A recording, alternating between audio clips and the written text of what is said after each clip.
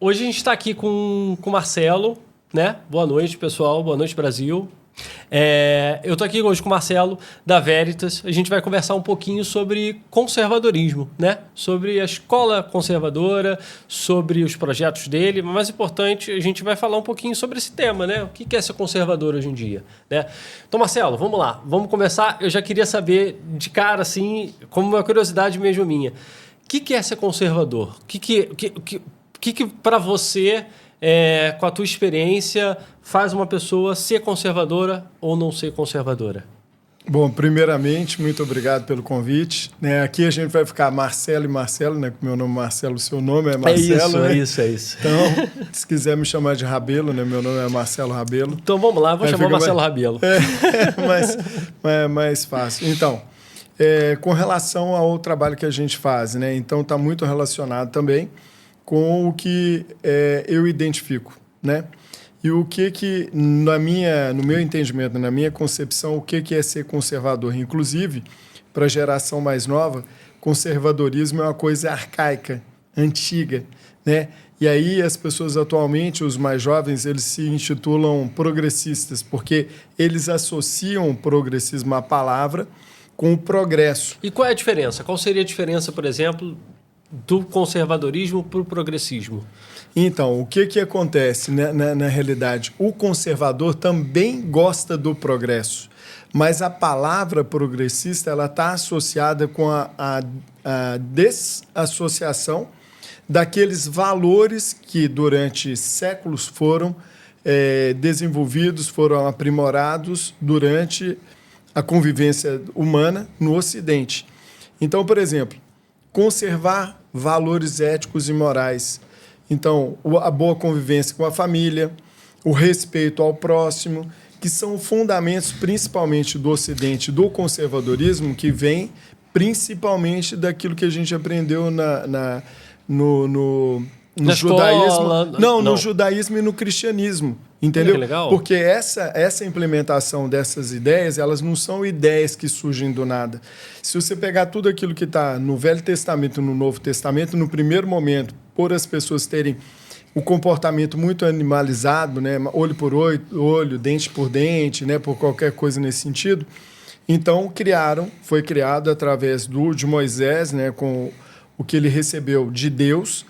Então, tinha os 10 mandamentos, que isso pôs um freio nos hebreus, que até então eles eram escravos dos egípcios, e quando eles foram libertos, então precisavam de um freio, porque era uma população que ainda não tinha muito critério. Meio caótico, as meio coisas caótico e tal, mesmo... não sabia para onde ia e tal. E tinha um líder que falou assim, opa, peraí, tem limite, né? Você não pode ficar com a mulher do próximo, não pode roubar, não pode matar e tal, e pôs controlar um pouquinho o caos. Então, conservar é conservar essas coisas, porque faz sentido. Numa sociedade, se você não conserva isso, vira o caos. Você mesmo falou, entendeu? Entendi. Então, o conservadorismo aí olha para a fase crística, né? A partir de 2000 e poucos anos atrás, você vê que Jesus Cristo ele veio e falou assim, eu não vim mudar a lei, eu vim simplesmente reforçar a lei. Entendeu? Então, ele não veio para falar assim, o que Moisés falou estava errado.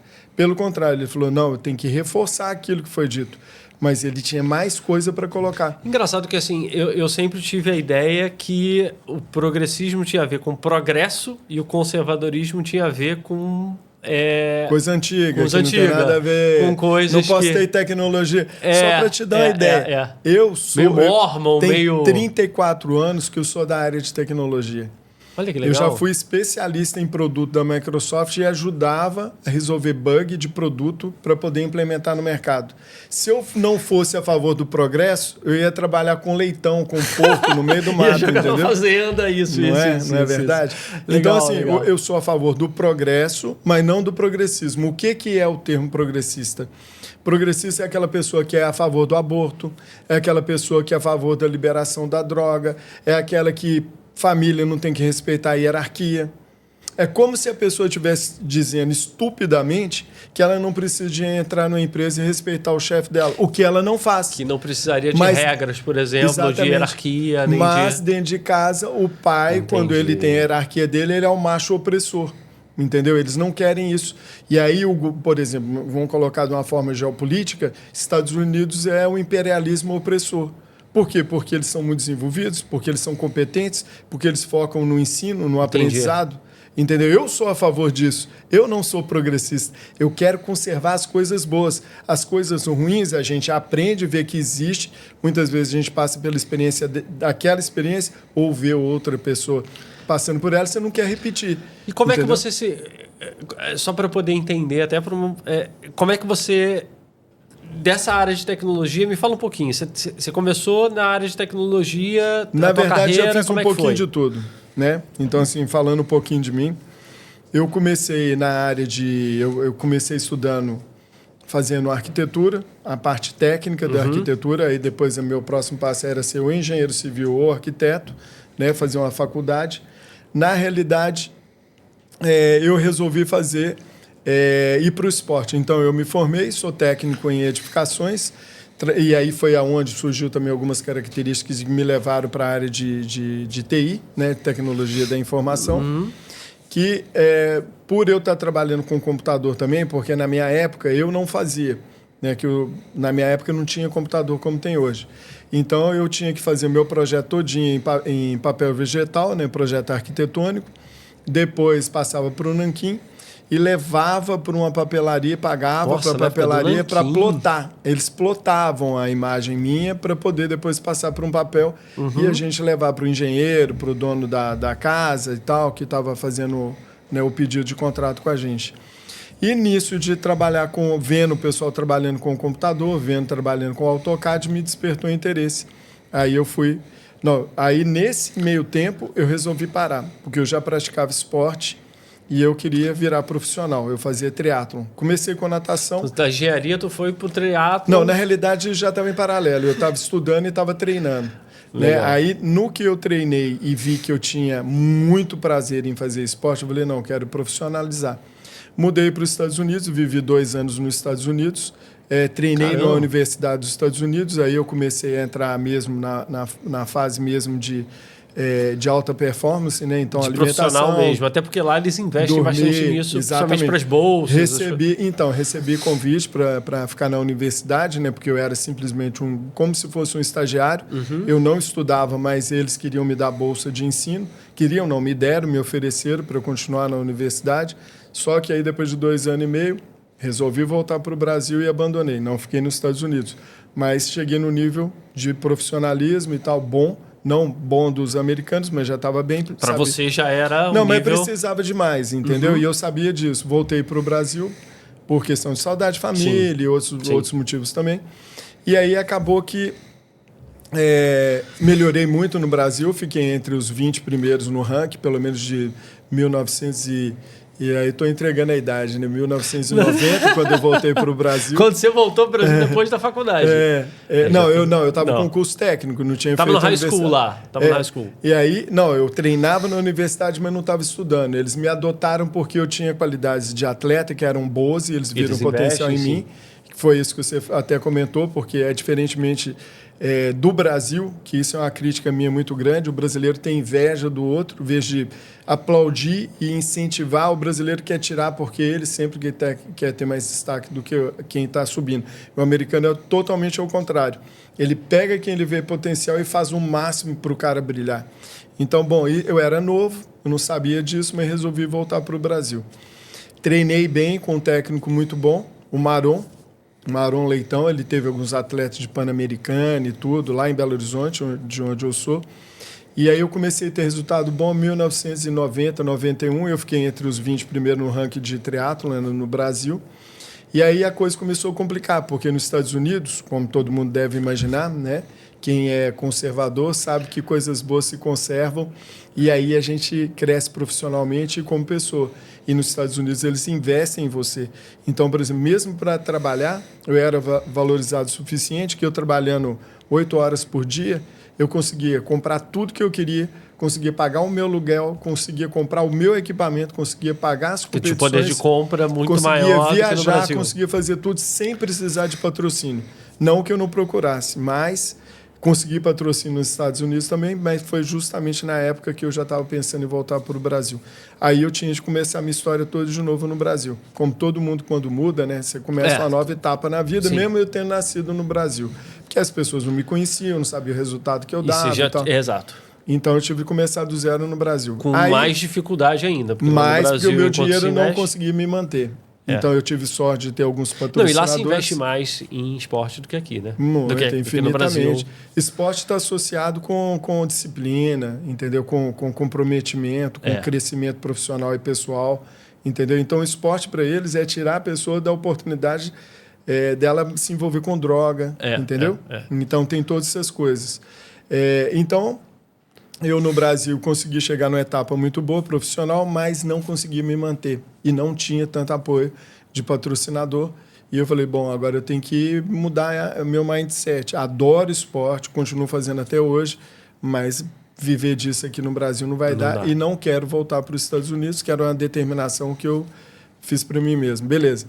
Aí comecei a trabalhar, voltei para fazer projeto arquitetônico, fiz parceria com engenheiro e tal, não sei o quê, para o cara ficar na obra, o outro para poder fazer cálculo Isso no Brasil, isso estrutural. aonde no Brasil? Isso no Brasil, Belo Horizonte. Belo Horizonte, boa. Aí, beleza. Aí, depois disso aí, casei. Aí eu falei, bom, agora casei, quero casar e mudar. Casar e mudar. Casar e mudar. Mudei para Bahia. Aí fui ter uma pizzaria na Bahia. Fiquei 2 anos e meio em Porto Seguro. E engenharia? Engenharia deixei de lado. Falei, não estava dando, porque a economia estava muito ruim. Entendeu? Então, isso foi em que época, mais ou menos? Isso foi em 90 até... Eu casei em 91, final de 91. Eu pergunto isso porque, assim, o Brasil, eu já falei isso algumas vezes, o Brasil ele vive de ciclos, né? Então, eu estou querendo saber quando que a economia estava no ciclo ruim. Porque depois ela ficou boa, depois ela ficou ruim de novo. Ela sempre teve ruim, entendeu? A inflação sempre teve ruim. Alguns nichos de mercado davam dinheiro, outros não. A gente acertou quando com meu primo, a gente foi para Porto Seguro. Então, era um local onde tinha muito evento, principalmente final de ano e início de ano, quando são as férias, né? Temporada de verão. E ali a gente colocou uma pizzaria, o pessoal trabalhava só até meia-noite, e a gente foi para trabalhar 24 horas por dia. Então, era uma pizzaria 24 horas? 24 horas. A gente só fechava para dormir, entendeu? Almoço, pizza, café da manhã, pizza. E aí o pessoal ia para micareta, os trio elétricos lá, aquele negócio todo, e a gente vendendo pizza. E o pessoal da cidade fechava tudo meia-noite. E aí eles iam para os eventos. Você na Bahia, trabalhando 24 horas, quando lá as coisas... Foi muito bom, foi muito bom. E aí a gente ficou, eu e minha esposa, meu primo voltou para Belo Horizonte, a gente continuou, foi legal. Tivemos algumas mudanças e saímos de Porto Seguro, fomos para Santos, abrimos também uma pizzaria, uma Telepizza. Deu legal, ficamos 1 ano. A minha experiência com sociedade, eu era muito novo, então eu não tinha. Então, acabou que, por questões de opinião e tal, o cara é meu amigo até hoje, né? A gente resolveu terminar, vender, né? A sociedade, vendemos, voltei para Belo Horizonte, ele continuou em Santos. E aí, a partir dali eu falei, eu não quero ter mais pizzaria, o negócio é muito estressante, porque igual eu te falei, a gente trabalhava 24 horas por dia, ganhava até imagino, e dormia como? Como é que era você e um sócio? E eu e o meu sócio. Aí vocês alternavam turnos de 12 horas? Não, ele era o investidor, ele tinha uma expertise, ele tinha um know-how, então ele passou o know-how, falou, você trabalha e eu passo o know-how, e 50% para cada um, foi legal. E como é que você aguentava 24 horas na pizzaria? A gente tinha pizzaiolo, tinha garçom e tal. Eu ia para casa tipo 9 horas da manhã, a gente passava no hotel. A minha esposa combinou com o dono do hotel, a gente comia o café da manhã lá para não ter que preparar ou passar na padaria para comprar. Ia para casa, dormia, tomava um banho, dormia, acordava tipo meio-dia, 1 hora. Voltava para a pizzaria, o pizzaiolo já estava lá fazendo massa, fazendo os negócios. E à noite o pizzaiolo ia para casa tipo 2 horas, 3 horas da manhã. Mas então ele ia dormir. Você dormia ciclos tipo o Cristiano Ronaldo. Só de manhã. A gente dormia de 9 até meio-dia. Power nap. 4 horas e acabou. Mas na baixa temporada a gente era mais tranquilo, entendeu? Porque aí não tinha movimento, a gente trabalhava de 5 da tarde até 1 hora da manhã. E conseguia manter uma rentabilidade durante o dia legal. Não tinha não tinha. Aí tinha uma tava no ritmo legal. Bahia já. Tava no ritmo... trabalhando 6 horinhas. Não, mais ou menos, porque muita gente fechava na época, eles fechavam os restaurantes, os negócios, porque falavam, não tem movimento, para que eu vou ficar aberto? Assim, para as pessoas que também nunca foram na Bahia e não conhecem a Bahia, assim, a Bahia tem muita coisa. Não, mas a Bahia é grande, forte, né? Eu tô falando de Porto Seguro, é diferente. Porto Seguro outra tem um turismo, tem um turismo muito forte. É outra hoje. Mas naquela época lá, 91, 92, 93, era outra coisa. Mas aí a gente resolveu fazer dessa forma, eu e meu primo e tal. E deu certo. Aí saímos de lá, fomos para Santos, Belo Horizonte. Eu falei, não quero. Trabalhei muito, estou esgotado fisicamente, psicologicamente. Quero dar um tempo. Sim. Entendeu? Porque trabalhei muito. Não posso reclamar, foi excelente. Sinto falta até hoje do movimento que a gente tinha, da grana que a gente conseguiu fazer. Mas era muito desgastante. Mas era um ritmo, não tinha era uma vida. entrega, né? Era Você uma não entrega. tinha vida, só vivia em função daquilo. Beleza, aí em Belo Horizonte eu voltei a fazer projeto arquitetônico. Nesse de eu fazer o projeto arquitetônico, conheci várias pessoas e aí a questão da computação ela já tinha evoluído mais, já tinha chegado no Brasil com uns upgrades, né, com algumas melhorias. Aí eu falei, pô, esse negócio é interessante. Comecei a ter curiosidade de computador, tive o primeiro contato com o computador, falei, cara, é isso aí que eu quero. Mas não queria fazer projeto mais. Porque como eu era freelance, trabalhava em parceria com alguns engenheiros e e você tal. fazia o quê em computação? Fazia o quê em informática? Nessa época aí... Então, o que aconteceu? Eu não tinha um contato direto com o computador. Quem fazia os projetos eram os caras das livraria, no caso. Era papelaria. Então, no centro de Belo Horizonte tinha algumas papelarias grandes que eles tinham plotter. Eu fazia no papel vegetal, entendi. No papel manteiga, eu fazia o desenho, o esboço, né, o croquis, apresentava para o cara, né, a pessoa que tinha contratado o serviço, e aí ele falou, ok, beleza, é esse projeto que eu quero. Aí isso na área de engenharia. Engenharia. Aí Boa. eu passava o projeto para papel manteiga, de manteiga para papel vegetal, e levava para plotar. Tudo com caneta, na mão, tudo antes na mão. Isso na época antes de AutoCAD, antes dessas... Não, já tinha, mas era o início. Então, não era todo mundo que tinha computador. Então, era caro. Então, as papelarias tinham no centro da cidade de Belo Horizonte. Eu ia até lá, levava um disquetezinho, né, de 3 quartos. De 3 quartos que colocava. Aí o cara tinha um vinil dentro. Aí jogava aquilo ali no plotter e ele imprimia. Aí eu pegava e levava para imprimir 2, 3, 4. Muita gente que está assistindo não deve nem saber. Se você pegar e mostrar um disquete aqui agora... Não sabe nem o que é. Você tem que pôr aqui. Vou botar um disquete também aqui. Tem aquele de 3,5 e tem um grandão. Tem o grandão. Tinha um grande também. Tinha um grande também. Então, aí beleza, né? Aí eu falei, pô, mas esse negócio de computador é curioso. Aí o pai da minha esposa comprou um, aí eu dei umas mexidas. Aí a vida é meio estranha com a gente. Fui trabalhar com um amigo meu para poder cuidar da parte de estoque dele. Ele tinha uma farmácia de medicamento. E ali eu comecei a estudar. Era DOS ainda, entendeu? Era DOS. Era o MS-DOS, né? Que fazia... E aí depois veio o Windows 3.5, aí depois veio não sei o quê, depois veio o 4.0, aí veio servidor NT e tal, não sei o quê. E eu especializei, virei engenheiro da Novell, né? Então estudei, são provas difíceis pra caramba, não é fácil. Tem o centro de treinamento onde você vai lá para fazer o curso, ou se você não quiser, você compra as apostilas e estuda, e depois você vai fazer uma prova que...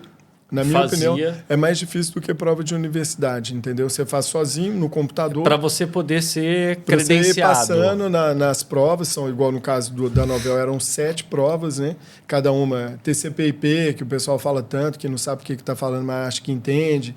Né? Falar de sistema operacional, como que funciona o computador. É internet. É o endereço, não é? Não. É o protocolo. Já não tô sabendo. É o protocolo. Os dados, eles vão em cima desse protocolo, entendeu? Que passa pelos cabinhos e tal, depois pelo Wi-Fi, que vai para as operadoras. Então é o protocolo de internet. É o protocolo de internet. Boa. É ele que leva as informações todas que estão no seu telemóvel, celular. Então, assim, o Marcelo Rabelo era da área de engenharia e atleta. E sempre depois atleta, sempre atleta. Mais ou menos, né? E aí depois foi para informática. Aí foi para TI. Aí, especializei, virei Se apaixonou.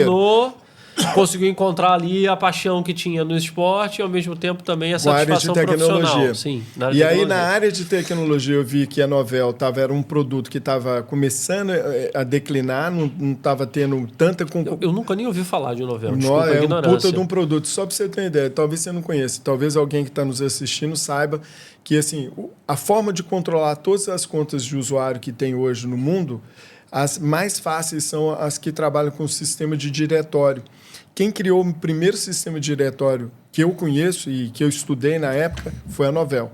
Então, tudo aquilo que hoje a Microsoft tem de Active Directory foi uma cópia, um clone do que ela tirou da Novell, porque ela contratou vários engenheiros da Novell que foram para a Microsoft. Como eu vi que a Novell estava em declínio porque não tinha tanto investimento E tinha usuário? Tinha muito tinha, usuário? pra caramba, era só servidor, não tinha estação de trabalho, mas a jogada da Microsoft foi, eu vou colocar um microcomputador na casa de todo mundo. E quando ela fez isso, e ela deixava hackear, não tinha problema de licenciamento nem nada, as pessoas começaram, todo mundo copiar, e foram acostumando em trabalhar com Windows. Porque tinha também o Linux, né, que já era um sistema operacional free. Mas a interface do Windows, ela é friendly, né, user-friendly. Você consegue usar só Connection Next Finish. É uma imagem, né? Você clica, você vai, tá ali, arrasta. Isso, só põe seu nome e sua senha ali, você já está ali dentro, o resto você faz tudo com o mouse e com o teclado, não precisa de uma navegação muito mais intuitiva, assim. Não precisa de programar, não tinha terminalzinho, a console para você ficar digitando comando, como era o caso da Novell. A gente fazia tudo em comando, mas no servidor, e não tinha estação de trabalho. E aí a Microsoft começou a ficar muito grande, eu falei, vou migrar.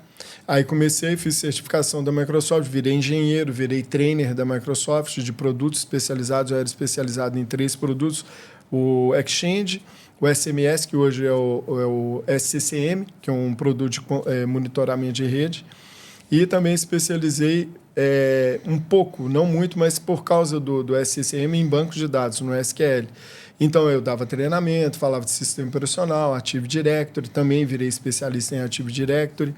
E aí fiquei nesse tempo todo com informática, até hoje. É isso que eu ia te perguntar agora. E você ainda trabalha com informática? Ainda tem teu trabalho com informática? Só que aí é igual na área de medicina, né? São várias áreas separadas que existem na TI, né? E aí eu especializei na área de infra, apesar de que eu também trabalhei com dev, com desenvolvimento, né, de programas, de sistemas e tal. Fiz várias implementações de sistemas, várias implementações de infraestrutura, mas o meu foco sempre foi em infraestrutura. Infra é o quê? Eu monto um ambiente para que depois você ponha a sua aplicação em cima. Então, servidores, a parte de rede, né, conectividade, switch, segurança também. Firewall, tudo, entendeu? Então, era a minha especialização. Bom, aí com o tempo, muita gente chegou para mim e falou assim, Marcelo, você está muito técnico, mas você tem um perfil muito de gestão. Por que você não vai para a área de gestão? Isso por volta de 1998, mais ou menos. Todo mundo já vinha e me falava. Eu falei, os caras estão me cantando para eu subir um patamar, ver se ficar só no técnico. Você já tinha formação, já tinha parte técnica. Aí, não, beleza. Então tá. Aí comecei através de alguns projetos que a gente fazia, e eu já tinha experiência de projeto por causa da área de arquitetura, né? Porque é tudo projetizado, né? A engenharia tem isso como padrão já, não é novo. E aí eu já tinha isso em mim, que eu aprendi dessa forma e comecei a usar. Você já veio da área da engenharia, da área da organização. Você tem que ter controle, você tem que ser material, você tem que saber logística, você tem que saber controle de budget. Quer dizer, no final das contas, o mindset era mais ou menos o mesmo. Já estava pronto. Aí eu migrei para gestão de projeto. Quer dizer, migrei gradativo. Por eu ser muito técnico, eles me aproveitavam, e por eu já ter um perfil de gestor, eu também ajudava a gerir como... tipo assim, auxiliar do coordenador, auxiliar do gerente do projeto e Você já estava ali dando um suporte já também para a parte também. de gestão, sim. E aí fui fazer a especialização de alguns produtos da Microsoft, que eles já tinham na época para gestão de projeto. Aí especializei, depois estudei também do PMI, que é o Project Management Institute, né, para tirar a certificação PMP, que é o Professional, Project Management Professional, só que eu não cheguei a tirar por...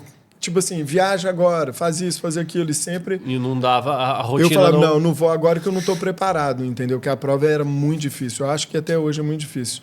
E eu falei, não vou jogar o dinheiro fora, porque você tem que pagar para fazer a prova. Sim. Na época eu acho que era $150 ou alguma coisa assim. Aqui na Europa parece que é barato, mas morando no Brasil, $150 pesado. E ainda tinha viagem. E aí eu tinha tudo. Porque o centro... Não, mas já tinha centro de prova lá para fazer as provas em Belo Horizonte, já tinha. Mas aí, resumo. Aí fiquei com TI, entrei para a área gerencial, e aí eu te pergunto, tem alguma coisa de... É isso que eu quero te perguntar, tá? Mas e aí? E esse link de conservador... Falar que eu sou conservador, que eu não gosto de tecnologia. Nada a ver, né? E aí eu fiz... Porque as pessoas têm essa ideia, né? Até por uma questão talvez desse paradoxo entre essa comparação entre o progressismo e o conservadorismo. As pessoas têm essa ideia então, de mas que isso é uma é interessante, que dá para fazer esse paralelo, Marcelo, que é o seguinte.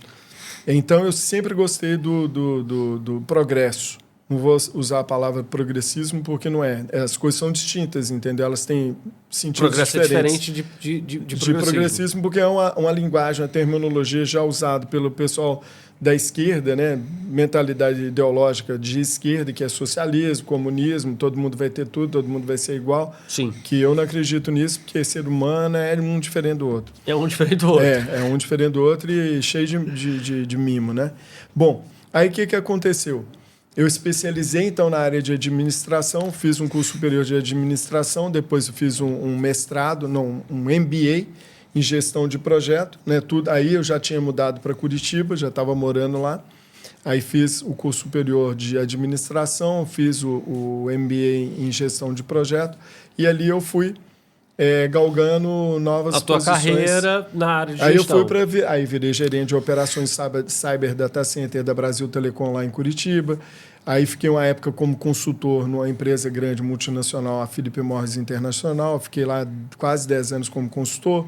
Depois fui convidado para voltar para a Philip Morris. Já fui como head de TI da Philip Morris. Passei lá quase 7 anos como o responsável pela área de infraestrutura da Philip Morris.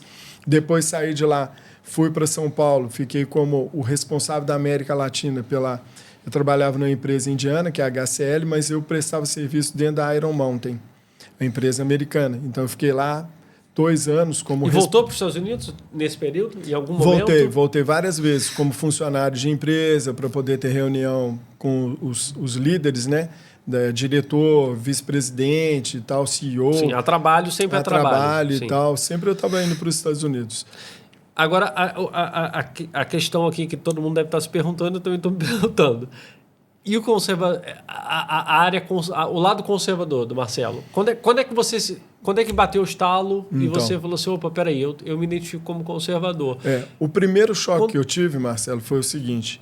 Quando eu voltei dos Estados Unidos a primeira vez, que eu fui para lá, fiquei 1 ano e meio, voltei, saudade de família, voltei, fiquei um períodozinho de uns 5 meses com minha família, e depois voltei para os Estados Unidos, fiquei mais 1 ano. O primeiro choque que eu tive foi ficar 1 ano e meio nos Estados Unidos, vendo assim, as famílias são super, super valorizadas, e eu não conhecia ninguém. Cheguei como um alien nos Estados Unidos, trabalhando no serviço que eu tinha. Você tinha quantos anos, desculpa perguntar? Eu tinha 21. É novinho. Sim. Então eu cheguei. E você lá, foi sozinho? Fui sozinho. Fui com um amigo que na época ele já estava nos Estados Unidos, já falava inglês, e ele me convidou para poder treinar na universidade. Ele que conseguiu abrir a Como porta é que estava para o inglês? entrar. Falava nada. Falava nada. Nada, aprendi lá. Entendeu? Mas eu fui pelo esporte. Imersão total. Mas o choque meu foi quando eu saí do aeroporto de Belo Horizonte e na hora que eu vi aquele monte de favela, aquelas casinhas todas penduradas nos barrancos. Que você não entendeu? tinha essa lembrança, quer dizer... Não, porque não me chocava que era natural. Não chocava porque era natural. Era teu contexto. Era meu dia a dia. Era. Mas quando eu morei 1 ano e meio nos Estados Unidos, convivendo só com coisa boa, né, se morando bem, não tinha iPhone nem nada, mas era como hoje você chegar lá... Você não via de perto a desigualdade, pelo menos onde você estava. Você não via. Não tinha. Mas quando eu desci do avião, que eu olhei assim para os lados e a coisa tinha piorado do que eu via 1 ano e meio atrás, eu falei, cara... É porque eu acho que esse detalhe também... Isso foi um choque que me despertou para o tal do conservadorismo. Eu não sabia que existia, mas foi um choque. É porque esse que é um detalhe também que eu vejo que também define a pobreza no Brasil, é que a pobreza no Brasil ela é muito exposta, né? Eu sou do Rio de Janeiro. No Rio de Janeiro, você está em Copacabana e se você a favela virar uma aqui na rua, frente. você está olhando a favela. Você está subindo, você está no pé da favela. Não, mas você vê a favela. Você vê a né? favela. Tá na cara, até quem está num condomínio de luxo, ele vê a favela, ele ouve o tiro, a miséria. ele está Então, isso me chocava. Exposto. Isso já nos me chocava. Estados Unidos já está mais nos guetos. Eu só não sabia. Igual, por exemplo, antes de eu ir para os Estados Unidos, eu fiz algumas provas de triatlon lá no Rio de Janeiro. Em Niterói e tal, fui até bem, fiz umas provas boas lá, sabe? O primeiro triatlon meio Ironman que teve lá, quem organizou foi o Dina Madruga, eu participei. Embora eu tenha tomado um tombo, um carro tenha me atropelado lá. Que isso? Como é que foi da isso? praia lá, depois da Barra, uma praia bem longe lá, entendeu? Porque a gente tinha que fazer um meio Isso nos Ironman. Estados Unidos? Não, isso no Rio de Janeiro. Isso no Rio de Janeiro. Tô te dando exemplo do choque também, que já tinha tido esse choque também. Eu saí da praia e tal, não sei o quê, tô indo para lá, fui atropelado. Estou fazendo a prova, acabo tudo, de repente, aquela desigualdade. Aí eu falo, cara, aqui a gente está num luxo violento e ali na Do favela lado. o povo... É do lado. E não era do perigoso lado. como é hoje, mas tudo bem. Aham. Esse é um dos primeiros, assim, local. Mesmo estando no local, para mim já era choque. Mas quando eu desci do avião, foi choque total, entendeu? Minha cabeça não processava aquilo. Eu fiquei, assim, meio sem saber de E onde como é que vem. foi teu contato com essa... Eu posso falar conservadorismo? É. Como é que foi seu contato? Então, aí por causa desse choque, voltei para os Estados Unidos, fui roubado lá no Brasil, né? Eu comprei uma moto, na época uma 450, uma Honda 450 DX. 5 dias com a moto, me roubaram no quinto dia. Eu falei, pô... Em lá Belo nos Estados Horizonte, não foi no Rio? Belo Horizonte. Lá, cara, nos Estados Unidos, eu largava a moto com a chave na Com a ignição, chave. cara. O carro ficava com a chave na ignição, janela aberta. Hoje em dia nem... Hoje em dia acho não é que- igual. hoje em dia Eu tô falando sei de qual. 1900. Em alguns lugares pode até ser que seja. Eu tô falando de 87 a 90, que foi o período que eu morei lá. Então, nesse período, não existia isso. E eu morava em uma cidade pequena, chama Lowell. Fica próximo a Boston, 40 quilômetros. Massachusetts, né, o estado. E, pô, cara, e eu tava falando do americano também, que eu acabei mudando de assunto. O americano, ele é acolhedor. Como eu tava sozinho lá e trabalhei no restaurante, fui lavador de prato, né? Eu não vim de hambúrguer igual o Eduardo Bolsonaro, mas eu lavei prato, depois Lavou fui... prato. ajudei no fundo, na cozinha, que eles falam que é o preppa-cook, né? Antes da comida ser cozida, tem alguém preparando ela. Eu era o preppa-cook. Depois eu virei... fui para a segunda linha, que é onde o cara cuida dos pedidos, fazer sanduíche, fazer fritura, aquele negócio. E depois eles queriam me fazer chefe de cozinha. Quando eu falei, não, peraí, não dá para mim, porque aí é imersão. Quer dizer, na tua carreira toda sempre teve aquela oportunidade para subir mais um. Mas o grande negócio disso, Mas tinha uma o que escolha, eu estou querendo dizer com isso é que eu saí de lavador de prato em menos de um ano, eu já podia ser chefe de cozinha, ganhando mais do que o dobro do que eu ganhava como eu lavava prato. E lá eles estavam investindo E já... os donos do restaurante, no final do ano, me chamaram para passar o Natal e Ano Novo com eles, porque eu não tinha família lá. Aí me fala se isso não é ser conservador. Entendeu? Conservar valores gostosos, entendeu? Estar junto com pessoas boas, eles me valorizaram. De estar sendo acolhido lá. Isso, eles me valorizaram, porque eu fazia esporte, eu era trabalhador, eu dava resultado para a empresa, então eu tinha mérito.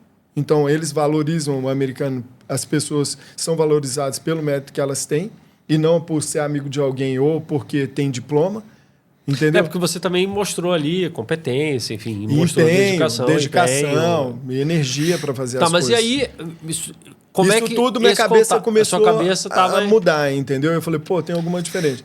Aí, quando eu estava lá já, e eu já estava na fase de Belo Horizonte de volta, depois da pizzaria. do no Porto choque Seguro. cultural da pobreza, Depois etc. de Santos, que Santos também é show de bola para morar, entendeu?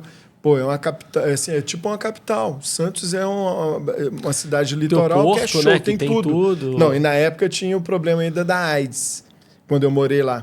Da década de 90, entendeu? 2000. Tava o pico e tal. Depois eles fizeram o controle e melhorou. Mas é uma cidade muito boa de morar, porque eles incentivam o esporte também.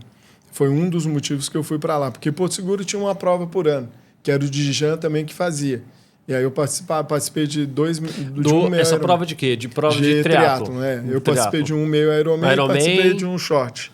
Mas só, não tinha nem corrida, não tinha lá. Eu falei, não, vou para Santos, vou juntar o útil ao agradável, beleza.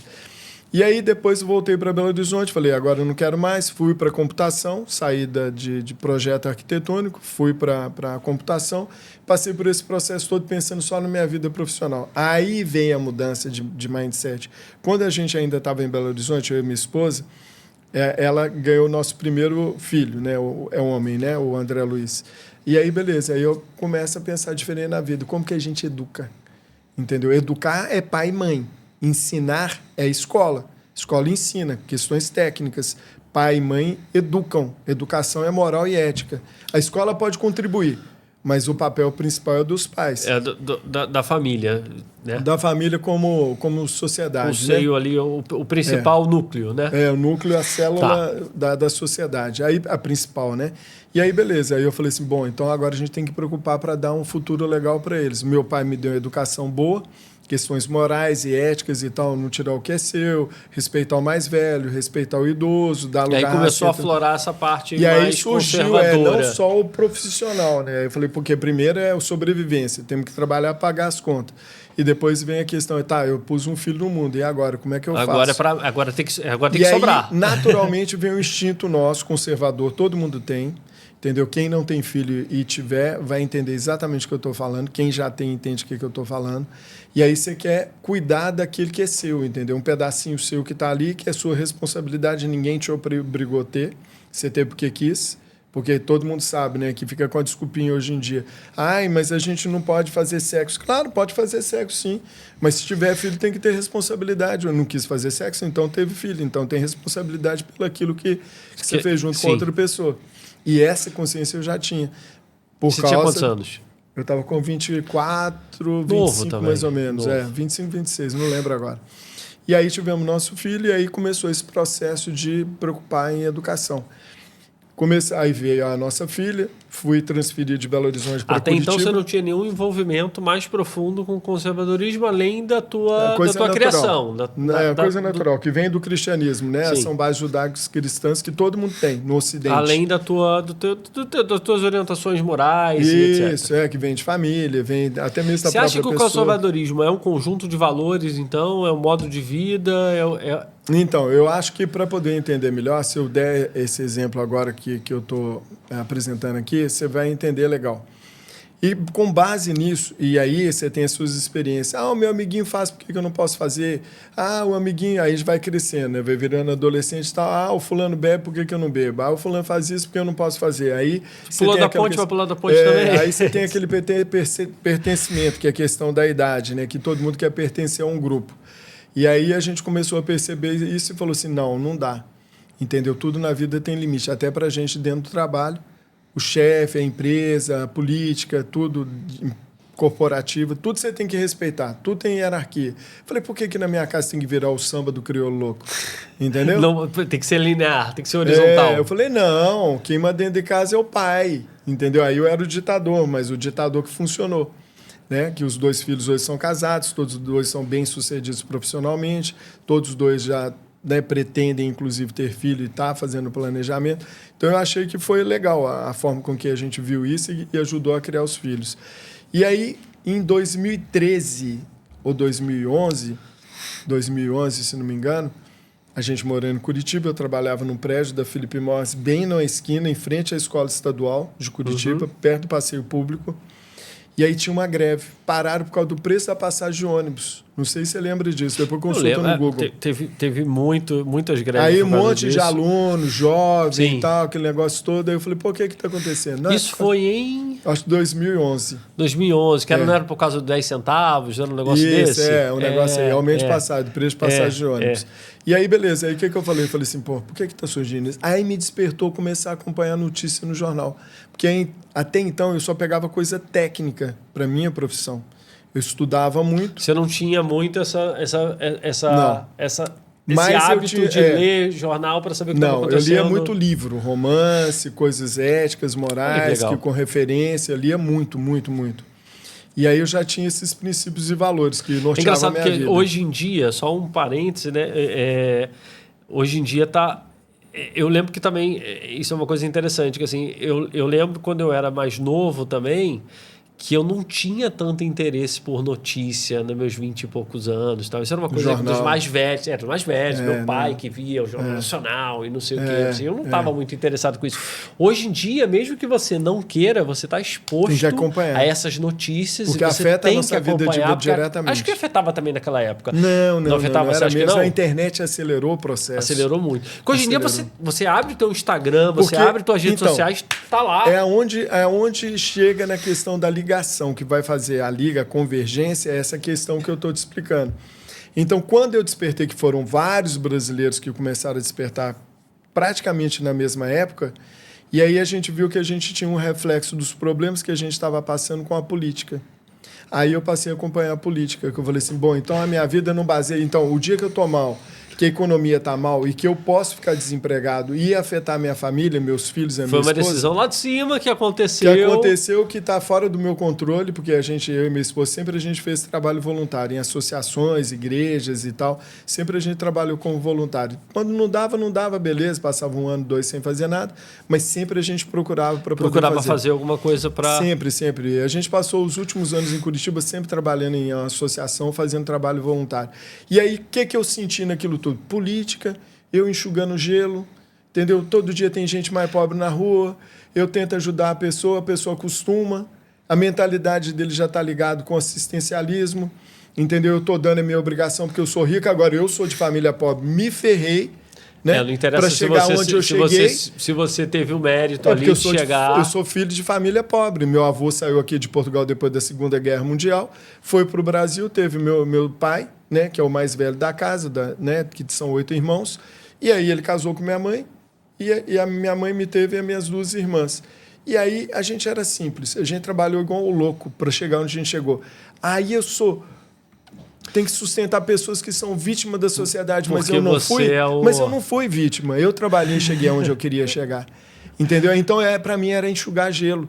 Eu falei, cara, eu vou ficar a vida inteira dando coisa para esse pessoal. E a gente fazia cesta básica. Lógico, eu sou muito cristão, então a gente tinha a parte do evangelho, onde a gente ia estudar o evangelho, explicar porquê das coisas, questões éticas, morais, religiosas e tal. Mas eram pessoas que você sentia simples, pessoas simples. Mas você sentia que eram pessoas que iam ser ajudadas o resto da vida? Sim, porque elas não faziam por onde, elas não viam perspectiva. Não era um crescimento. Porque a perspectiva ela estava na parte política, entendeu? Não era só econômica. Porque a econômica ela pode até fazer alguma coisa, por exemplo, a lei da oferta e procura. Beleza, todo mundo sabe disso. Mas dependendo das decisões que os políticos tomam, das leis que eles implementam... de acordo com o que o Estado também tinha que fazer ali de leis e etc., para trazer essas pessoas de volta para a sociedade. Investimentos, o dinheiro do tributo do pagador de imposto que tem que retornar para a sociedade não voltava, ia para o bolso deles. E você estava fazendo, às vezes, o trabalho até do Estado. Vários escândalos, o mensalão, depois veio o petrolão, agora esse outro escândalo aí que está do INSS, e aquele negócio foi me incomodando. Eu falei assim, cara, eu estou enxugando gelo. E aí comecei a ler livros nessa área e conheci o Olavo de Carvalho em 2018, mais ou menos, eu conheci o Olavo de Carvalho. Até então você não tinha... Nada, não sabia o que era esquerda, direita, não entrava em política. Eu tinha aquele pensamento que era implementado através da grande mídia. Grande parte das pessoas religião não se e política não se mistura. E eu ficava longe da política. Nada. Eu falei, lá só tem a mentalidade mais errada que existe na face da Terra. Política e religião não se mistura, política é ladrão, melhor a gente ficar longe. A pior coisa que a pessoa pode fazer. É interesse deles que eles pensem que os políticos quanto mais implementem essa ideia, porque quanto melhor. Mais alienado, quanto menos participar, melhor para eles. Eles tomam a decisão por nós. Isso. E a gente continua. E aí depois vendem o voto de qualquer jeito, às vezes por uma cesta básica, às vezes por uma carteira de habilitação, às vezes por qualquer coisa. E aí eu descobri o conservadorismo. E aí eu lendo, estudando, eu descobri que tinha esquerda e que tinha direita, e que o núcleo da política brasileira era composta só por esquerda, que não existia direita lá, porque direita é uma forma de pensar, entendeu? E a esquerda é a ideologia, os dois têm uma ideologia. E cada um tem a sua forma de pensar. E A ideologia da direita é o quê? São os conservadores, que querem conservar os melhores costumes, as melhores tecnologias, as melhores práticas. Então, por exemplo, se deu errado num país, eu falei, não quero repetir. Eu vou conservar essa coisa, por exemplo, dos Estados Unidos, que é legal. Nos Estados Unidos não funciona legal, mas na Polônia funciona, então eu vou conservar aquilo. E agora, olha para você ver que interessante. No meio empresarial, existe isso mesmo, que a sociedade ainda não enxerga e não emprega para ela mesma, dentro das grandes corporações são utilizados esses métodos. A metodologia, por exemplo, é empregada na empresa que fala o seguinte: vamos armazenar todas as nossas experiências e a gente retém a experiência boa e ruim e a gente tira das experiências ruins e boas as melhores práticas. Entendi. Entendeu? Então, você volta, chama knowledge base de conhecimento. Entendeu? Tem softwares, tem aplicações caríssimas que gerenciam isso. Entendeu? Então você acha que o conservadorismo, no teu ver, é exatamente esse knowledge base aplicado para a sociedade, para a política. Se a gente já errou aqui e a sociedade ela vai em ciclos, entendeu? Se você pegar desde a Idade Antiga até hoje, a gente repetiu os mesmos erros. Tiveram tiranos que tiveram poder, que no primeiro momento pregaram ser aquelas pessoas que fariam aquilo que a sociedade queria para ser eleito numa democracia, e depois eles fizeram totalmente o contrário. E aí eu vendo aquilo tudo, eu falei assim, não, eu sou conservador. Eu adoro tecnologia, leio muito, até coisa da NASA. Mas a sua tendência era... Mas para que eu vou continuar errando? Para quê? Igual, por exemplo, as pessoas falam, um exemplo, por que eu sou conservador em várias coisas? Por exemplo, eu sou pró-vida. Por que eu tenho o direito de matar uma criança no ventre, sem que eu nem sei se a criança vai ser boa ou ruim? E outra, muitas crianças que eu conheço, saudável, né? Muitas crianças que eu conheço, inclusive a mim mesmo e você também, que já foi uma criança, já teve no ventre da sua mãe, pode estar fazendo coisas maravilhosas que por um julgamento de uma pessoa que a sua vida vale menos do que de um cachorro, porque pet hoje vale mais do que a vida de um ser humano, para algumas pessoas, aí mata a criança no ventre da mãe, entendeu? Por quê? Porque a mãe quer divertir. Isso é o quê? O progressismo. Tipo assim, a mãe fala, minha vida é mais importante do que a minha criança. Agora, ela não teve juízo nem responsabilidade, nem os pais dela de ensinar, que se ela fizesse sexo com um homem, ela teria um bebê. E no caso, por exemplo, se por exemplo, uma pessoa muito nova, uma pessoa, por exemplo, de, sei lá, 18 anos, não estruturou a vida, não teve a oportunidade, por exemplo, de ir para os Estados Unidos, não teve a oportunidade de estudar. Uhum. E aí, nesse caso, o que você acha? E aí acha? que é onde eu estava enxugando o gelo e não chegava a lugar nenhum. Essas pessoas, muito dificilmente, se elas já não tiverem o ímpeto dentro dela mesma, o pensamento crítico de questionar tudo, porque, pô, até de favela sai com um cara o pensamento crítico, entendeu? Eu conheço pessoas igual, por exemplo, tivemos aqui, fizemos um podcast com ele, Rafael Satier, nasceu na favela do Rio de Janeiro, pô, agora é vereador, um cara super íntegro, entendeu? É escolha. Você acha que... Mas você acha que... Mas veja bem, é uma exceção. Porque nem todo mundo nasce com esse pensamento crítico. O cara nasceu. E tem uma questão de acesso também. Você não acha que tem uma questão de acesso a gente constrói. Não. Eu construí o meu acesso. Meu pai era semi-analfabeto quando eu nasci. Depois ele fez Mobral, que nem existe, as pessoas nem vão saber o que é isso, para ele ter pelo menos a 4ª série. E a minha mãe é a mesma coisa. Então eu não tinha acesso à informação, eu não tinha internet para pesquisar. Você acha que as pessoas é que constroem seu acesso à informação? Eu acho que é essa base de educação da família. Como a minha mãe... E aí que eu te falo que a religião, o cristianismo, ele tem um fator fundamental na vida das pessoas. E a igreja, ela também meio desviou do caminho atualmente, entendeu? Está tentando retornar, né? Mas ela desviou por quê? Porque não é a igreja que é importante, é o fiel da igreja, entendeu? Porque para Cristo é amar a Deus sobre todas as coisas e o próximo como a si mesmo. Então você não abre a igreja para ter fiel lá, para falar que você está pregando a palavra de Deus. Você tem que exemplificar aquilo que está no Evangelho. Você tem que ajudar o próximo de verdade. Exatamente. São os valores. E as famílias foram perdendo isso ao longo do tempo. Por quê?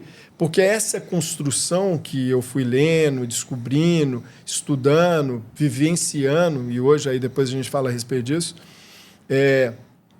tudo mostra, tudo prova que a partir do momento que a gente perde esses valores, a vida da gente vira um caos. E você mesmo falou isso no início. Sim. Entendeu? Porque é o óbvio. Se você perde valor, sua vida vira um inferno. Então é filho usando droga, é pai alcoólatra batendo na mãe, entendeu? É o cara perdendo emprego porque não segura nada, não tem competência, não estuda, não tem dedicação nem disciplina. Então, para você o ponto de virada para o conservadorismo foi quando você viu que você estava enxugando gelo para tentar ajudar as pessoas. Exatamente. No teu trabalho de voluntariado. E vi que a política era o principal fator. E começou a ler sobre outros autores, sobre política. E a política chegou a esse ponto onde eu fui ler filosofia, fui ler teologia, fui ler história. História é fundamental para você entender como os ciclos da evolução do ser humano, como ela foi, como ela aconteceu. Você pega a história antiga de Roma, o declínio dela foi justamente quando ela perdeu os valores morais. Entendeu? Então, assim, perseverar nisso é um objetivo que a gente tem que ter o resto da vida. Tem uma frase, que agora eu me esqueci o nome de quem cunhou essa frase, que fala o seguinte: o preço da liberdade é a eterna vigilância. Você entendeu? Descuidou, dançou. eu queria saber de você, o que você acha que esse ponto crucial entre essa divergência entre progressismo, o que você acha que define, se você fosse colocar em poucas palavras, essa divergência entre progressismo e conservadorismo? Qual que você acha que é esse ponto crucial? Então, não tem, na parte do conservador, ele não tem divergência nenhuma com o progressista.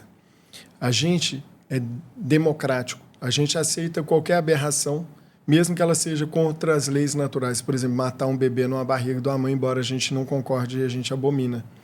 Mas as pessoas fazem escolhas e as pessoas passam pela própria experiência. E elas vão, de uma forma triste, sofrida ou não, elas vão descobrir que aquilo que a gente fala não é que a gente está falando de hoje. A civilização ela vem passando por isso ao longo dos séculos. Então a gente está falando, é o óbvio. Entendeu? Então faça, beleza, eu vou ficar triste, vou chorar por você. Mas não adianta, a sua experiência você tem que viver ela, não sou eu que vou passar por ela, entendeu? Entendi. Eu já passei a minha, eu tenho essa convicção. São os teus valores, é o que você, entendeu? Você não faria na tua família. Agora, qual que é a diferença do progressista? Ele quer impor a opinião dele. Entendi. Entendeu? Entendi. E essa é a diferença. Agora, então você acha que o conservadorismo ele não chega nessa parte de impor, não. Impor. Nunca. Você acha nunca. errado isso? Você acha que não, isso eu acho que não tem que impor nada a ninguém. O Estado, por exemplo, não deveria ter se meter na vida de ninguém. Isso eu também entendeu? Eu também nem financeira, nem muito menos roubar o nosso dinheiro de pagador de imposto. Exato. Né? Talvez educar, talvez dar informação. Educar nunca. Ensinar. Nunca. Nunca educar. Quem educa é pai e mãe, entendeu? E muito mal e mal, vô, avó, de vez em quando, dependendo das circunstâncias. Pai e mãe tem que trabalhar. Você acha que a diferença para você entre educar e ensinar seria qual? A parte técnica é o ensino, dentro da escola. Você pode ter teologia, você pode ter filosofia, você pode ter educação moral e cívica. Geografia. Não, isso tudo que eu estou te falando é a questão da parte mais humana. Ah, entendi. Teologia, filosofia, história da humanidade, qualquer coisa nesse sentido. O ESPB que eu tinha na época, é Educação Moral e Cívica. Você pode ter para você valorizar sua pátria, valorizar sua bandeira. Por que você tem que amar aquilo que é seu? Porque derramou sangue no passado para ter isso que existe hoje. Então, você quer que derrame uma construção de novo? Histórica. E aí você cria essas bases. Então, isso é, entre aspas, uma educação. Isso é o Estado. O Estado ou a escola, né? É, a escola. A sociedade. A escola. Então, você está aprendendo ali algumas coisas. Agora, tem a parte técnica, que é matemática, física, química, biologia, né, a história mesmo, a história como ela é. Sim. Então, aquilo ali te forma um conhecimento geral, onde depois, num determinado período na sua vida, você fala assim, eu quero ser engenheiro civil, eu quero ser engenheiro agrônomo, eu quero ser dentista, eu quero ser ginecologista, Entendi. Eu quero trabalhar de maquinista, eu quero ser piloto de Fórmula 1. Cada um vai atingir um momento. Você escolhe o que você quiser fazer. Sim. Entendeu? E é assim a sociedade. Nós somos diferentes. Cada um vai ter o prazer de fazer aquilo que gosta. E falando dessa diferença, qual que você acha que seria... Você acha que existe como ter diálogo entre progressismo hoje, nesse mundo polarizado que a gente vive? O doutrinado tem, entendeu? O doutrinador não. O doutrinado é aquele que foi manipulado. Nas escolas, em ambiente cultural, entendeu? Música, show, teatro, filme, seriado, vai manipulando. Tem a PNL, né, que é a programação neurolinguística, que eles usam muito, que são esses progressistas que querem mudar o ponto de vista das pessoas. Então, doutrinado, acho que não. Você já pensou que você vive numa Matrix? Você já conseguiu pensar que você vive numa Matrix? Você só vê matéria que eles querem colocar para você ver. Eles só falam para você o discurso que eles querem que você fale. Você quer que eu te prove isso? Os grandes conglomerados atualmente da comunicação no mundo são dos mesmos donos dos grandes fundos de investimento. BlackRock, State Street, Vanguard e por aí afora. Poderia falar que elencar umas 200 aqui. 200 não, mas pelo menos 18 eu conheço. Inclusive na nossa revista digital é gratuita. Todo mês eu falo um texto, faço um artigo com base nessa informação das grandes que não é muito divulgado, né? Essas informações eles são donos, eles têm ação em tudo quanto é grande empresa multinacional. E então esses conglomerados de comunicação, eles têm que repetir a mesma coisa que esses progressistas que estão no governo, que colocam pessoas no governo, que banca isso com dinheiro, que são caras que o Olavo de Carvalho chama de metacapitalistas, porque eles são além daquilo que o cara acha, o milionário, bilionário. Não, são trilionários. Entendeu? E eles manipulam para você ver, escutar aquilo que você quer. Aí você vai falar assim, isso aí é teoria da conspiração. Teoria da conspiração. Que todo aí mundo eu fala, vou te assim. pedir para fazer um teste. E para quem está nos assistindo, fazer um teste, que é interessante. Entra no Yahoo Finance e escreve qualquer nome da empresa que você quiser. Aí você vai ver o holding, os holders, quem que são os acionistas majoritários. Eu já vi uma vez sobre São isso. só esses fundos de investimento. Aí depois você pega o nome dos donos desse fundo de investimento. Aí você estuda o board de cada um desses fundos de investimento. São os mesmos. E aí você vai pegar qualquer empresa, Coca-Cola, você vai pegar qualquer empresa grande que tem no mundo multinacional e você vai ver se um desses caras pertence ao board dessas empresas. Você vai encontrar eles lá. Eu vi inclusive acho que na semana passada sobre agrotóxico, por exemplo, em lavouras, etc., que são substâncias extremamente cancerígenas em alguns casos. Os boards dessas maiores empresas de agrotóxicos são as mesmas pessoas que são os boards de investimento de pesquisa para o câncer, por exemplo. Então, exatamente. De medicamento para o câncer. Você vê que a contradição que agora já está vindo à tona, né? Porque na época da fraudemia todo mundo ficou com medo de morrer, né? Fraudemia por quê? A pandemia. Não, fraudemia, né? Se eu não acompanho, então depois eu peço para quem não acompanhar, para olhar tudo que está sendo exposto pelo governo, agora a administração do Trump, quem é o secretário responsável por essa pasta agora é o Bob Kennedy, que ele era democrata, saiu do partido e foi para os republicanos porque ele é contra isso, porque ele viu tudo aquilo que estava sendo feito pela indústria química, que estava envolvido com a indústria alimentícia e a indústria farmacêutica.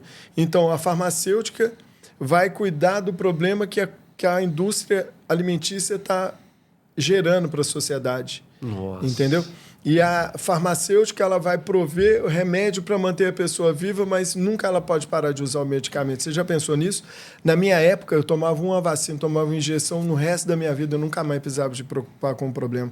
Virou uma fábrica de ganhar dinheiro. Aí, se você pensa bem, você fala assim... Cada vez mais a sociedade está se medicando, né? Não, tem números. Você pega nos Estados Unidos o número de pessoas obesas, problemas de vários problemas de saúde em função da má alimentação. Fast food, esses negócios todos, mau sono, má alimentação, mas maus você acha hábitos. também que também tem uma questão ali além desses maus hábitos, também tem uma questão de desenvolvimento da própria indústria, então, de descobrir novas doenças. Mas vamos voltar lá atrás, então. Quando eu falei que eu estava enxugando gelo.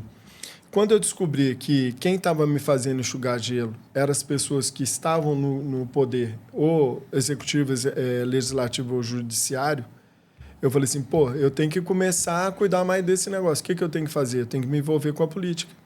Eu não preciso ser político, eu não preciso ser político partidário. Mas eu tenho que saber quem eu estou votando. Pelo menos ser consciente, sim. Eu tenho que saber quem eu estou votando, tenho que saber quem são essas pessoas, e eu comecei a fazer essa pesquisa.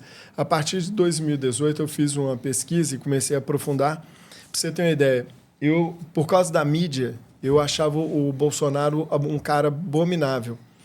Mas, por contradição, minha esposa teve um problema na escola federal, quando ela estudava lá.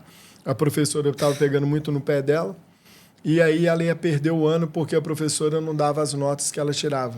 Porque ela falava... É confusa, é muito grande a história. Resumo da ópera. Ela mandou um e-mail para o gabinete do Bolsonaro e depois teve uma auditoria na escola federal que ela estudava em Curitiba.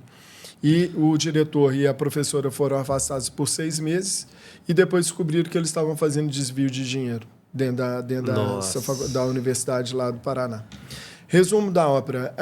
Durante o afastamento deles, minha esposa conseguiu, junto com a coordenadora, fazer com que ela fizesse uma única prova do ano inteiro.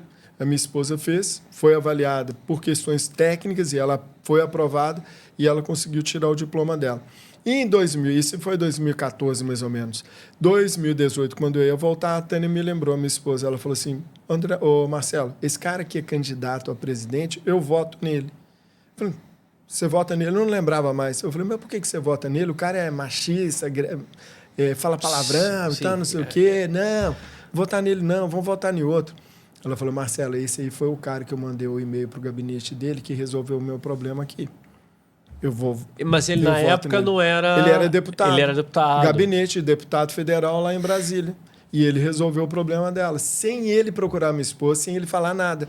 Mas quando ela conversou com o pessoal da administração da escola para saber o que estava acontecendo, eles falaram que vieram um pedido de Brasília, de um gabinete de um deputado, pedindo auditoria. Entendeu? Foi o gabinete que ela mandou e-mail, do Jair Messias Bolsonaro. Aí ela falou, eu voto nele, o problema é seu. Ela lembrou na hora. Lembrou na hora. Ela sabia, ela que passou a dor na universidade, não fui eu, né? Aí ela falou, eu voto nele. Eu falei, minha esposa... E até então você estava na dúvida. Estava na dúvida. Já estava estudando. Mas já não... tinha um contato com o Olavo de Carvalho, já tinha um contato. O início. Ainda era bem cru, bem né? Superficial. Bem cru. E aí ela falou com convicção, eu falei, tá, vou votar no cara. E aí eu comecei a acompanhar. E cheguei a algumas conclusões que fazia sentido tudo que ele estava falando. Então, os conchavos que eles fazem internamente, o lobby que rola lá, eu mesmo já presenciava o lobby, porque eu estava nas grandes empresas, que muitas vezes tinha que fazer lobby em Brasília. O lobby é fortíssimo, acho que em qualquer lugar do mundo, né? No Brasil, em países corruptos, acho que é um pouco mais... É pior. Porque, é suborno, rola tudo. Porque rola é mais tudo. sujo, acho, né? Quando é um lobby, aquele transparente mesmo, que você faz uma licitação, você concorre e tal, beleza, tranquilo. Né? Lei da oferta e da procura. Mas quando você vai lá e faz conchavo por trás, entendeu? E só uma empresa ganha sempre, ou duas, três que estão ali no meio do bolo. Aí cai também no... E eu vi aquilo. Você viu? E aí eu falei assim, então não, vou votar nesse cara. E aí eu comecei a acompanhar. Aí você começou a acompanhar, começou a estudar. Comecei a estudar e eu falei, primeiro, o título de conservador sou mesmo, conservo coisas boas. Aí que você realmente falou, falei, peraí, sou conservador. Aí comecei a estudar, fiz o curso, né? Até hoje faço o curso do Olavo, que chama COF, né? Curso online de filosofia. Ainda existe esse curso? Existe, está disponível, é só entrar, comprar lá e tal, na boa, no site lá do Olavo de Carvalho. E um curso sensacional. Ele é infinito, ele não acaba, porque são aulas de 2 horas e meia, são inúmeras, foram vários anos, né, de COF, desde 2012 até recentemente, quando ele faleceu em 2022. Então é aula pra caramba e você pode voltar a assistir a mesma aula 20 vezes. Quanto mais você estudar, mais você lê, mais você vai aprender. E você vai ver que nunca vai esgotar a quantidade de informação que ele consegue passar. Ele passa nome de autores de livros sensacionais que a gente vai ler e vai ver que realmente aquilo que ele fala faz total sentido. Ele não obriga ninguém a fazer o que a pessoa não quer. Ele é democrático, né, e conservador. Fala assim, meu filho, você quer estudar, você estuda. Você quer continuar... E você acha que nesse sentido, voltando para a minha pergunta que eu tinha feito, quais seriam os pontos, Marcelo, ao teu ver, de diálogo entre os progressistas, essa galera de esquerda? Então, qual seria esse ponto que você vê nesse mundo que está polarizado hoje? Tem os doutrinadores e tem os doutrinados. Os doutrinados é fácil de mostrar, porque a experiência de vida vai mostrar para eles que eles estão escolhendo um caminho, que é o caminho mais fácil, mas é o caminho mais difícil. Uhum. Entendeu? E aí, quando a pessoa começa a sofrer, ela fala, eu era feliz e não sabia. Aí ela volta para escutar os mais velhos, para ler os livros, daqueles livros bons que te ensinam mesmo o caminho que você tem que trilhar, que é o Evangelho também, né? A Bíblia Sagrada, que tem ali toda a demonstração das nossas más inclinações e o que a gente pode fazer para sanar essas más inclinações. Uhum. E tem outros livros, tem o livro de filosofia, tem livro de grandes pensadores. Então, o grande lance nisso tudo, que eu estava te falando, existem, então, os doutrinadores. E esses caras, atualmente, eles ocupam vários governos em vários lugares no mundo, vários países. E eles querem impor o próprio ponto de vista deles. A sociedade, a opinião nossa, a nossa liberdade, pouco importa. Que aí foi quando eu descobri isso e vi isso na realidade, acontecendo no Brasil. E aí mudo para Portugal e vejo isso acontecendo aqui também. Eu falo, então aquele negócio que a Europa era país perfeito, né, e tal, não existe, cara, é tudo a mesma coisa. Não, é burocracia, altos impostos, entendeu? Desigualdade social, mesma coisa. Só põe uma máscara. A mídia manipulada que fala o que é bom, o que é ruim, e a gente fica ali alienado vendo a televisão, ou vendo os jornais, as revistas, os seriados, e achando que aquilo é verdade. Quando você entra no mundo real, quando você começa a viver isso, você fala assim, não é. E aí a minha contribuição começou a partir desse momento, quando eu cheguei em Portugal e falei assim, já descobri aonde que eu vou fazer. Agora me explica essa vinda para Portugal, como é que surgiu? A minha filha veio fazer um mestrado aqui na Universidade do Minho, Engenharia Civil, e aí ela não conseguiu ficar mais de 6 meses. Aí a minha esposa veio para ficar com ela e também sentiu falta, né, porque a gente é muito família, sentiu falta da minha companhia, e ela quis voltar. Aí eu falei, não, então vocês duas vão voltar, acabou a brincadeira, então eu vou. Consegui conversar na empresa que eu trabalhava, já estava trabalhando em remoto, né, que eu trabalhava em São Paulo, mas de vez em quando ficava em Curitiba, que minha casa era lá. E aí eu vim para cá e fiquei com as duas. Só que isso foi 2019. Quando foi 2020, início de 2020, a minha filha falou assim, eu quero ir lá no Brasil. Na época ela era só namorada do marido dela hoje, né? Eu quero ir lá no Brasil e tal para ver o meu namorado. Eu falei, beleza, então vai, né? Só que eu também tinha que ir, porque eu acabei saindo da empresa que eu estava e comecei a trabalhar numa empresa aqui. E aí eu fui lá para assinar os papéis, a gente foi mais ou menos na mesma época, só que eu não queria deixar minha esposa sozinha aqui, eu voltei rapidinho, isso em fevereiro, e a minha filha ia voltar no final de março.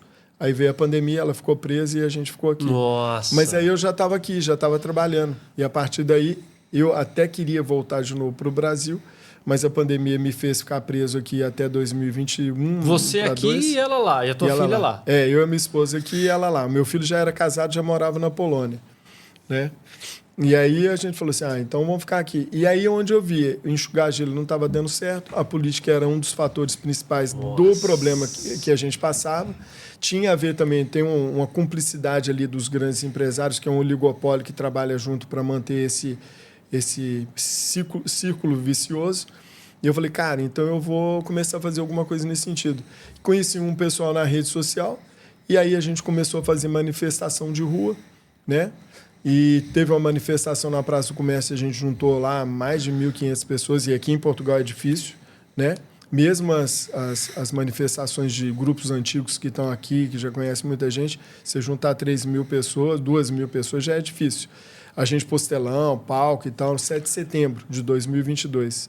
Foi muito legal. E fizemos outros de 30, 50 pessoas. Mas até então, só para poder me contextualizar, você já tinha fundado a Veritas ou não? Não. Eu não sabia, mas eu já tinha virado ativista. Mas você já tinha subido um degrau nessa tua... aí eu já sabia onde eu estava pondo o pé, Você já não era mais mas não conhecia o conhecedor, mas você não conhecia o meio. Não conhecia o meio. Aí eu comecei a me envolver com políticos, com ativistas, com pensadores. O Olavo indicou um monte de gente assim, durante as aulas dele. Aí você chegou a ter contato direto com o Olavo? Não, nunca. É a maior tristeza que eu tenho.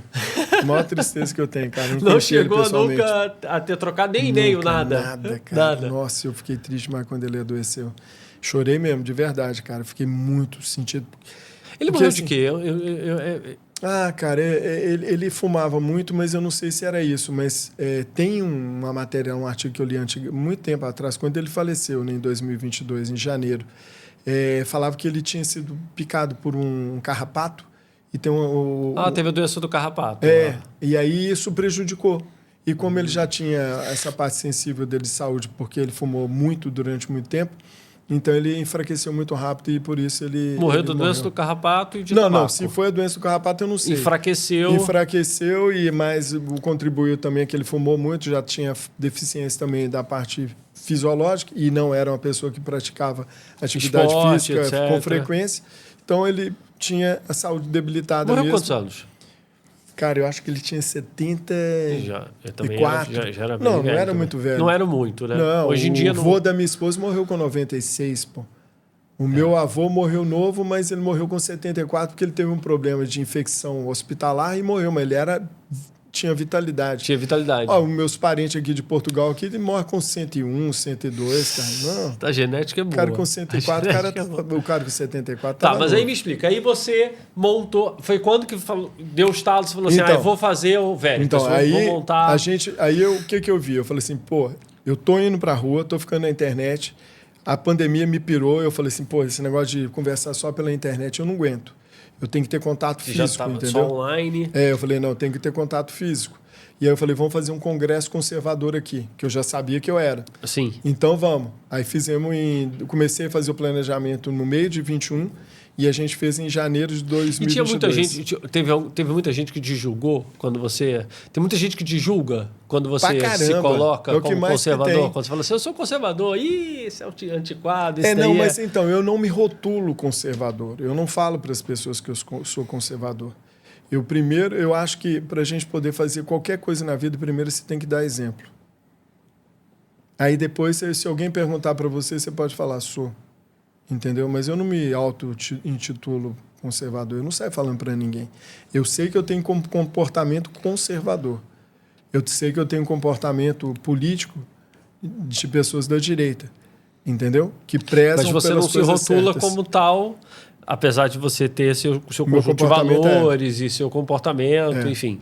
E aí eu sou mais de dar exemplo para poder que as pessoas entendam o que é ser conservador. E você acha que nesse sentido é que é um ponto de diálogo? Você acha que nesse sentido é que você consegue trazer as pessoas que são até um pouco mais progressistas para seus valores? Tem muita quando gente, você defende esses valores que são... Tem muita gente, Marcelo. Então, voltando ao negócio do Vértice, eu fiz o congresso, na época era a revista Direita BR, um amigo nosso, o Ronei, que ele saiu, ele parou, ele não quis continuar, porque é uma pressão muito grande, né, da sociedade política. E aí eu comecei a entender e comecei a entrar no meio, nesse meio, entendeu? Político, conhecendo as pessoas. Então, conheço pessoas do Chega, conheço deputados e senadores lá no Brasil, conheço ativistas, conheço jornalistas, conheço um monte de gente. E aí, a partir desse momento... Foi nesse seminário que você fez? Não, esse foi o primeiro. Aí depois, em 2023, a gente fez uma sequência. Nós fizemos só em 2023, não lembro agora se foi 7 ou 8 seminários. Foi esse que você fez com o Onyx, não? O primeiro que eu comecei em 2023 já foi convidando ele para participar. E aí tem os políticos de Portugal, eu gosto sempre de ter portugueses e brasileiros para trocar experiência para o público, para quem está presente. E como é que foi isso? Como é que foi essa experiência?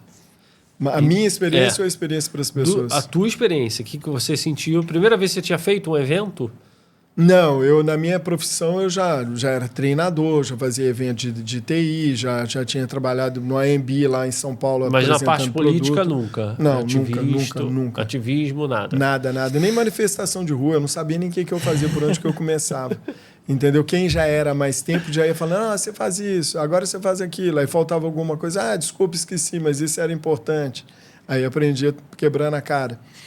E aí a gente foi fazendo isso. Então, a minha experiência durante esse processo todo de amadurecimento e continua ainda evoluindo, né? Que é o conservadorismo, a gente conserva as coisas boas, as coisas ruins a gente não Você vai repete, fazendo o upgrade. A gente não repete. Vai fazendo usando a terminologia informática. TI. E aí eu vi que aquilo era legal, falei assim, cara, a gente tem que fazer isso, unir as pessoas, trazer as pessoas para perto, o contato físico, entendeu? Não só pela virtual. Né? Porque a gente fazia live, né? Já fazia um monte de live e tal, não sei o quê, participava de live dos outros e tal. Falei, eu não gosto disso. Eu gosto, é bom, é útil, mas não é tudo. Quer dizer, o cara de informática querendo ir para o presencial. Aí fomos para o presencial, contato físico, conversando com as pessoas, o bastidor, entendeu? E inclusive, né, no nosso Instagram do @Institutum Veritas Liberati, temudo no final. Eu vou deixar depois o link na descrição. Isso. A gente tem justamente os cortes de falas importantes, entendeu? Da Bia Kicis, do Onyx, do Luiz Felipe de Orleans e Bragança, da Ana Campanholo, do senador Girão, né? Agora estivemos com o senador Márcio Bittar, tivemos com a senadora Damares Alves, tivemos com o deputado estadual, o Feitosa, que fez um podcast aqui com a gente, entendeu? Legal. Então, isso é troca de conhecimento. Essa troca presencial, entendeu? Que você sentia falta. Experiência, a gente troca experiência. E quando chega na hora do evento, aquilo ali já está fazendo parte de mim, entendeu? Do meu aprendizado, do meu conhecimento. E é ser humano. Não é um político. E você acha que as pessoas elas também valorizam isso? Os conservadores, você acha que eles... As pessoas, quando vão lá, até mesmo pessoas que são progressistas, vão. Pela curiosidade, muitas vezes. E muitos deles, quando vão, mudam de opinião. Porque uma fala desse tamanhozinho, um corte que eu faço, que eu ponho no Instagram, e que a pessoa viu presencialmente a pessoa falando ali naquela hora, pode fazer a diferença na vida dela inteira. É isso e é isso aí que é parar de enxugar gelo, entendeu? E é isso que eu ia te perguntar. A participação da sociedade dentro dessa dinâmica. E não ficar esperando que os outros façam para ela, mas que ela esteja inserida nesse momento. Para essa pessoa tomar essa atitude. Para ela tomar o conhecimento e saber que a responsabilidade também está na mão dela. Entendi. O curso conservador, como é que surgiu essa ideia? Então, aí são várias frentes que eu tomei, né? Existe Depois do seminário, você decidiu, peraí, vou fazer então... Eu sou de administração, então a primeira coisa que eu fiz foi fazer um plano de negócio. Há mais ou menos 5 anos atrás. Não tinha o nome ainda do Veritas Libera, mas num determinado momento, por causa do evento, e aí existe na direita, né, as pessoas conservadoras, um mindset ainda implementado através das décadas pela esquerda, que é um plano. Eles têm escola, inclusive, a escola de Frankfurt, foi investido muito dinheiro para eles criarem teorias, né? Você pode ler livros, você pode procurar no YouTube que você vai encontrar aí a teoria crítica e tal. E eles foram moldando o pensamento nosso, desse nosso mindset, esse mindset que você acha? De ter, por exemplo, inveja, porque o americano, pelo menos na época que eu morei lá, não era assim. Ele te incentivava a crescer. Aqui não, o da direita quer te puxar o tapete, porque ele não quer ver você crescer e acha que ele é menor do que você. Entendi. É aquele síndrome do vira-lata, entendeu? Que o próprio Lula, né, o presidente do Brasil atualmente, ele fala, nós temos síndrome de vira-lata. O que ele está fazendo? É uma PNL, entendeu? É a programação neurolinguística. Ele já está falando para a gente que a gente tem síndrome de vira-lata, entendeu? Então, quando eu percebi... Você acha que quer incutir essa ideia... Para a gente achar que a gente é menos do que os outros, quando na verdade não somos. Se você não sabe, o Jorge sabe, porque já gravamos aqui com ele, o Marcos Eberlin, que é um cara, um estudioso, tem doutorado, pós-doc em química, e ele fala sobre design inteligente. Design inteligente. E ele é fera, o cara é fera, entendeu? E ele vai em vários debates. Quero trazer ele aqui também. Então, e aí, o que aconteceu? A filha dele é brasileira, ela descobriu a caneta, que o Jorge sabe explicar melhor do que eu, que ele é da área também, entendeu que ela detecta o câncer na pessoa, passa a caneta. Eu vi essa notícia. E é brasileiro, caneta. Entendeu? Cadê a síndrome de vira-lata? Então, não assim, tem, é o povão, aquele desprovido de ensino, de conhecimento, que o governo inibe essa capacidade para a gente, porque quanto mais inteligente, menos manipulável a gente é. E aí essas pessoas são fáceis não de querer provar, mas que a vida mostra para elas que não é questão de rótulo, eu sou conservador, eu sou progressista, mas a vida mostra para a pessoa que estar do lado do bem, fazer o bem para o outro e querer o bem para o outro é automaticamente promover o bem próprio. Entendi. Entendeu? Mas aí essas frentes, me explica então. Aí você decidiu fazer, vou fazer... vou entrar mesmo de cabeça nesse lado conservador. Não, na verdade eu não queria. Dá muito problema, dá muito trabalho. Mas é uma coisa que foi meio que natural. As portas foram abrindo. Eu tenho a facilidade, não sei, de repente o Jorge me fala, né, que a opinião dele é diferente da minha. Mas o só para poder entender. Mas talvez eu tenha facilidade para isso, entendeu? Para unir pessoas. Talvez eu tenha. Entendeu? O Veritas surgiu nessa época que você começou o seminário, no segundo então, seminário, aí já nesse período, em 2023, a gente fez o primeiro e o segundo aqui. O Eduardo Bolsonaro participou do segundo nosso aqui. E aí surgiu uma demanda para a gente fazer em Roma, em Novara, uma cidade da Itália, em Zurique e também em Madrid. E a gente também aproveitou e fez outro aqui, em Portugal. Então, a gente trouxe algumas pessoas... Isso num ano inteiro? Isso no mesmo ano, 2023. Isso tudo foi de setembro até o final de outubro. A gente fez 5 eventos de países diferentes. E eu ajudei a coordenar. Aí você voltou para aquele ritmo da pizzaria. Loucura total. Dormi 3 horas por noite. Isso mesmo. Isso. E aí a gente coordenando, logística, tudo novo. A gente não sabia como fazer. Né? Eu tinha experiência como gestor de projeto. Sabia coordenar, sabia administrar a parte financeira, pelo menos a minha. E sabia orientar as pessoas como montar os quadradinhos, entendeu? E foi isso que a gente fez. A gente contribuiu. Cada um responsável pela organização local. Mas... eu e a minha esposa, a gente ajudou a trazer as pessoas e ajudamos a dar uma certa segurança para alguns grupos que queriam fazer o seminário local. E ali eu vi que... ali que surgiu a aí ideia... Aí surgiu a ideia de falar assim, vamos para o grupo do fulano ciclano. Eu falei, vai virar uma salada. E vai dar briga, porque dá... e vai virar o caos que você estava falando. E vai virar falando, o caos. Aí eu falei, então vamos pôr um nome neutro. Inventam aí um nome. Eu não sei, eu não sei. Eu falei assim, então tá, eu vou inventar, tem problema? Não. Então, beleza. Aí passei o dia, estava pensando, falei... aí Bolsonaro falava muito, João 8,32, né? A verdade, conhecereis a verdade vos libertará. Eu falei, a verdade liberta. Eu falei, veritas liberar, que a verdade liberta em latim. Aí eu propus, todo mundo gostou. Os nossos amigos da igreja aqui da Lagoinha, o pastor João, nos ajudou muito e ajuda até hoje. Ele pegou a equipe dele de design, né? E pediu para fazer o logo. Fez logo, fez tudo e tal. O nome, falei, é isso aí. Tá legal. Aí, beleza. Aí começamos o projeto estava pronto. Aí entrou a revista, já vai para 1 ano e 7 meses, né? 1 ano e 5 meses. É 1 ano e 5 meses que a gente tem a revista digital e gratuita, tá lá no site. Vocês fazem revista todo mês? Todo mês. Aí tem a revista, tem esses eventos. Os seminários, tem um workshop. O curso surgiu como? Tem documentário. Nossa. E tem um curso. Então já tem O documentário. O documentário. Eu fiz sobre o tratado pandêmico. Eu fui em Genebra. Não, minto, eu fui na Suíça, onde fica a ONU. Agora me fugiu o nome lá da cidade. Na Suíça, acho, na Suíça. Então, na cidade ali de onde fica a ONU. E aí ali teve uma manifestação de vários jornalistas, ativistas, falando besteira, médicos. Depois coloca lá nos comentários. Não fica na Suíça, não. Fica não, a ONU é na Suíça. Não, a ONU é a OMS, a ONU é lá na Suíça. Só que eu esqueci o nome, Genebra. Eu acho que é Genebra. E aí esse documentário é sobre o quê? Me fala um pouquinho. Tratado pandêmico. Então, o que a OMS estava querendo? Que todos os países membros assinassem um tratado onde tirava a autonomia da soberania do país, de definir se ia ter um lockdown ou não na cidade, a obrigatoriedade de tomar vacina ou não. Isso passa tudo para a OMS. Ela fica responsável falar assim, não, você tem que tomar vacina. Se você não tomar, você não pode trabalhar. Entendeu? Você fica desempregado ou terá punição. Em alguns países foi assim. E irá para campos de reeducação. Entendi. Entendeu? Como Hitler fez, né? Campo de reeducação. Aí eu falei, não, esse negócio tá errado, ninguém manda em mim, não. Eu nunca ouvi falar desse campo de reeducação aí, não, mas... Não, e lá na Austrália? Pega lá, se não teve. Pega aqui no Reino Unido.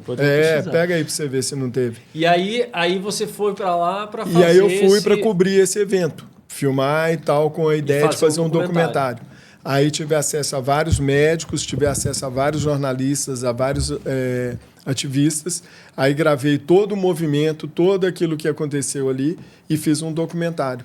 Okay, e está no nosso canal, no YouTube também tem o documentário lá, assim como tem os nossos programas. A gente faz toda sexta-feira um programa que chama Sinergia Brasil-Portugal. A gente faz comentário, porque a gente não é jornalista. Então a gente comenta o nosso ponto de vista a respeito das coisas. Faz os comentários do... Tá. Faz os comentários do... das notícias que são pertinentes. Tá. Então a gente tá, né, não, pode ser, vamos lá. Então, aí o que acontece? Baseado nisso, eu fiz o documentário, tem a revista, tá tudo lá no nosso site, www.veritasliberate.eu, EU de União Europeia. Aí você fez um documentário falando sobre... Está no YouTube, mas tudo que a gente faz ou está no site, a referência para você consultar dentro do YouTube, que também é Institutum, né, em latim. Vou colocar os links depois, tanto do YouTube, do Instagram, documentário. Eu vou fazer e no site você baixa as revistas, que são mensais. Então, legal. O que a gente faz Paga hoje? alguma coisa? Não, é gratuito. Você se inscreve, né? Tem que ser um inscrito dentro do canal, para você conseguir fazer o download. Então, ali eu já tenho 16 edições. Agora, no início do mês que vem, já sai a 17ª edição. Sempre tenho políticos que eu entrevisto, né, porque eu acho a importância, né, da gente mostrar que as pessoas são pessoas como a gente e, ao mesmo tempo, a responsabilidade que elas têm, que nós delegamos para eles. Né? Tem a revista, tem o workshop, a gente fez um workshop da parte financeira macroeconômica, né, que veio uma pessoa que é muito conhecedor do assunto, que é o Otávio Facuri, é um empresário lá de São Paulo. A gente fez também um workshop, quero repetir o workshop, inclusive, depois eu vou falar com ele, programar junto com o Jorge aqui para chamar ele de novo, fazer um esquema. Legal. E a gente tem, então, revista, workshop, seminário, eventos... E o curso? Aí uma dúvida aqui. E aí entrou essa demanda, que eu já tinha vontade... e não tinha feito nada do curso ainda. Aí eu já tinha escrito vários programas de curso. E aí surgiu a ideia de você fazer mais que um workshop, fazer um curso... Um curso. Eu tinha vários programas. Como é que funciona o curso? Só para poder entender. Então, dentro da lógica que eu queria montar, eu tinha feito vários programas de curso, de treinamento. Como eu já tinha trabalhado como instrutor de curso, né, técnico, eu falei, isso não é fácil, não é difícil de fazer, eu vou fazer também. Fiz a programação e conversando com o Onixo Lorenzoni, né, depois que eu já tinha tentado fazer sozinho por falta de tempo e até mesmo experiência, né, de fazer a estrutura, que eu estava comprando equipamento, eu comprei câmera, tem um estúdio, a gente montou um estúdio também e tal, mas eu não tinha essa experiência. Aí o Onix gostou da ideia e falou assim, não, eu conheço uma pessoa que filma, que grava e tal, e a gente conversa com ela e vamos fazer o curso sim. Conheço algumas pessoas, eu sugiro algumas, eu sugeri outras. A gente tem, então, formamos o curso da seguinte forma, o curso de formação conservadora. Então, a gente tem 16 professores. Eu faço parte do quadro de professores, Sim. eu ministro uma aula, o Onix ministra 2 e tem outras pessoas, como, por exemplo, o ex-ministro de Minas e Energia, ele participa, que é o Adolfo Saxida, o deputado federal lá de São Paulo, Luiz Felipe de Orleans e Bragança. A gente tem o Ricardo Bragança é da família monárquica, da família monárquica, da família real. Real, aí a gente tem português, né? Tem o vice-presidente do Chega, o Pedro Frazão, tem o ideólogo do partido e deputado também. Quer dizer, você misturou portugueses e brasileiros. Sim. Temos o Miguel. E são de diferentes partidos? Não, as pessoas, quer dizer, basicamente eu peguei todo mundo que defende o Chega. Entendi. Por quê? Não é porque eu sou político partidário. É porque não só o que é feito e falado pelo Chega, pelo André Ventura e aqueles deputados que estão junto com eles, pode haver, sim, problema, como houve, né? Um deputado deles estavam roubando mala no aeroporto, surgiu o caso lá de pedofilia e tal, não sei o quê. Mas é quando as pessoas... Não chega. Tá, entendi. Mas foram tirados do partido imediatamente, porque a gente não consegue ter uma bola de cristal e saber com quem a gente está convivendo.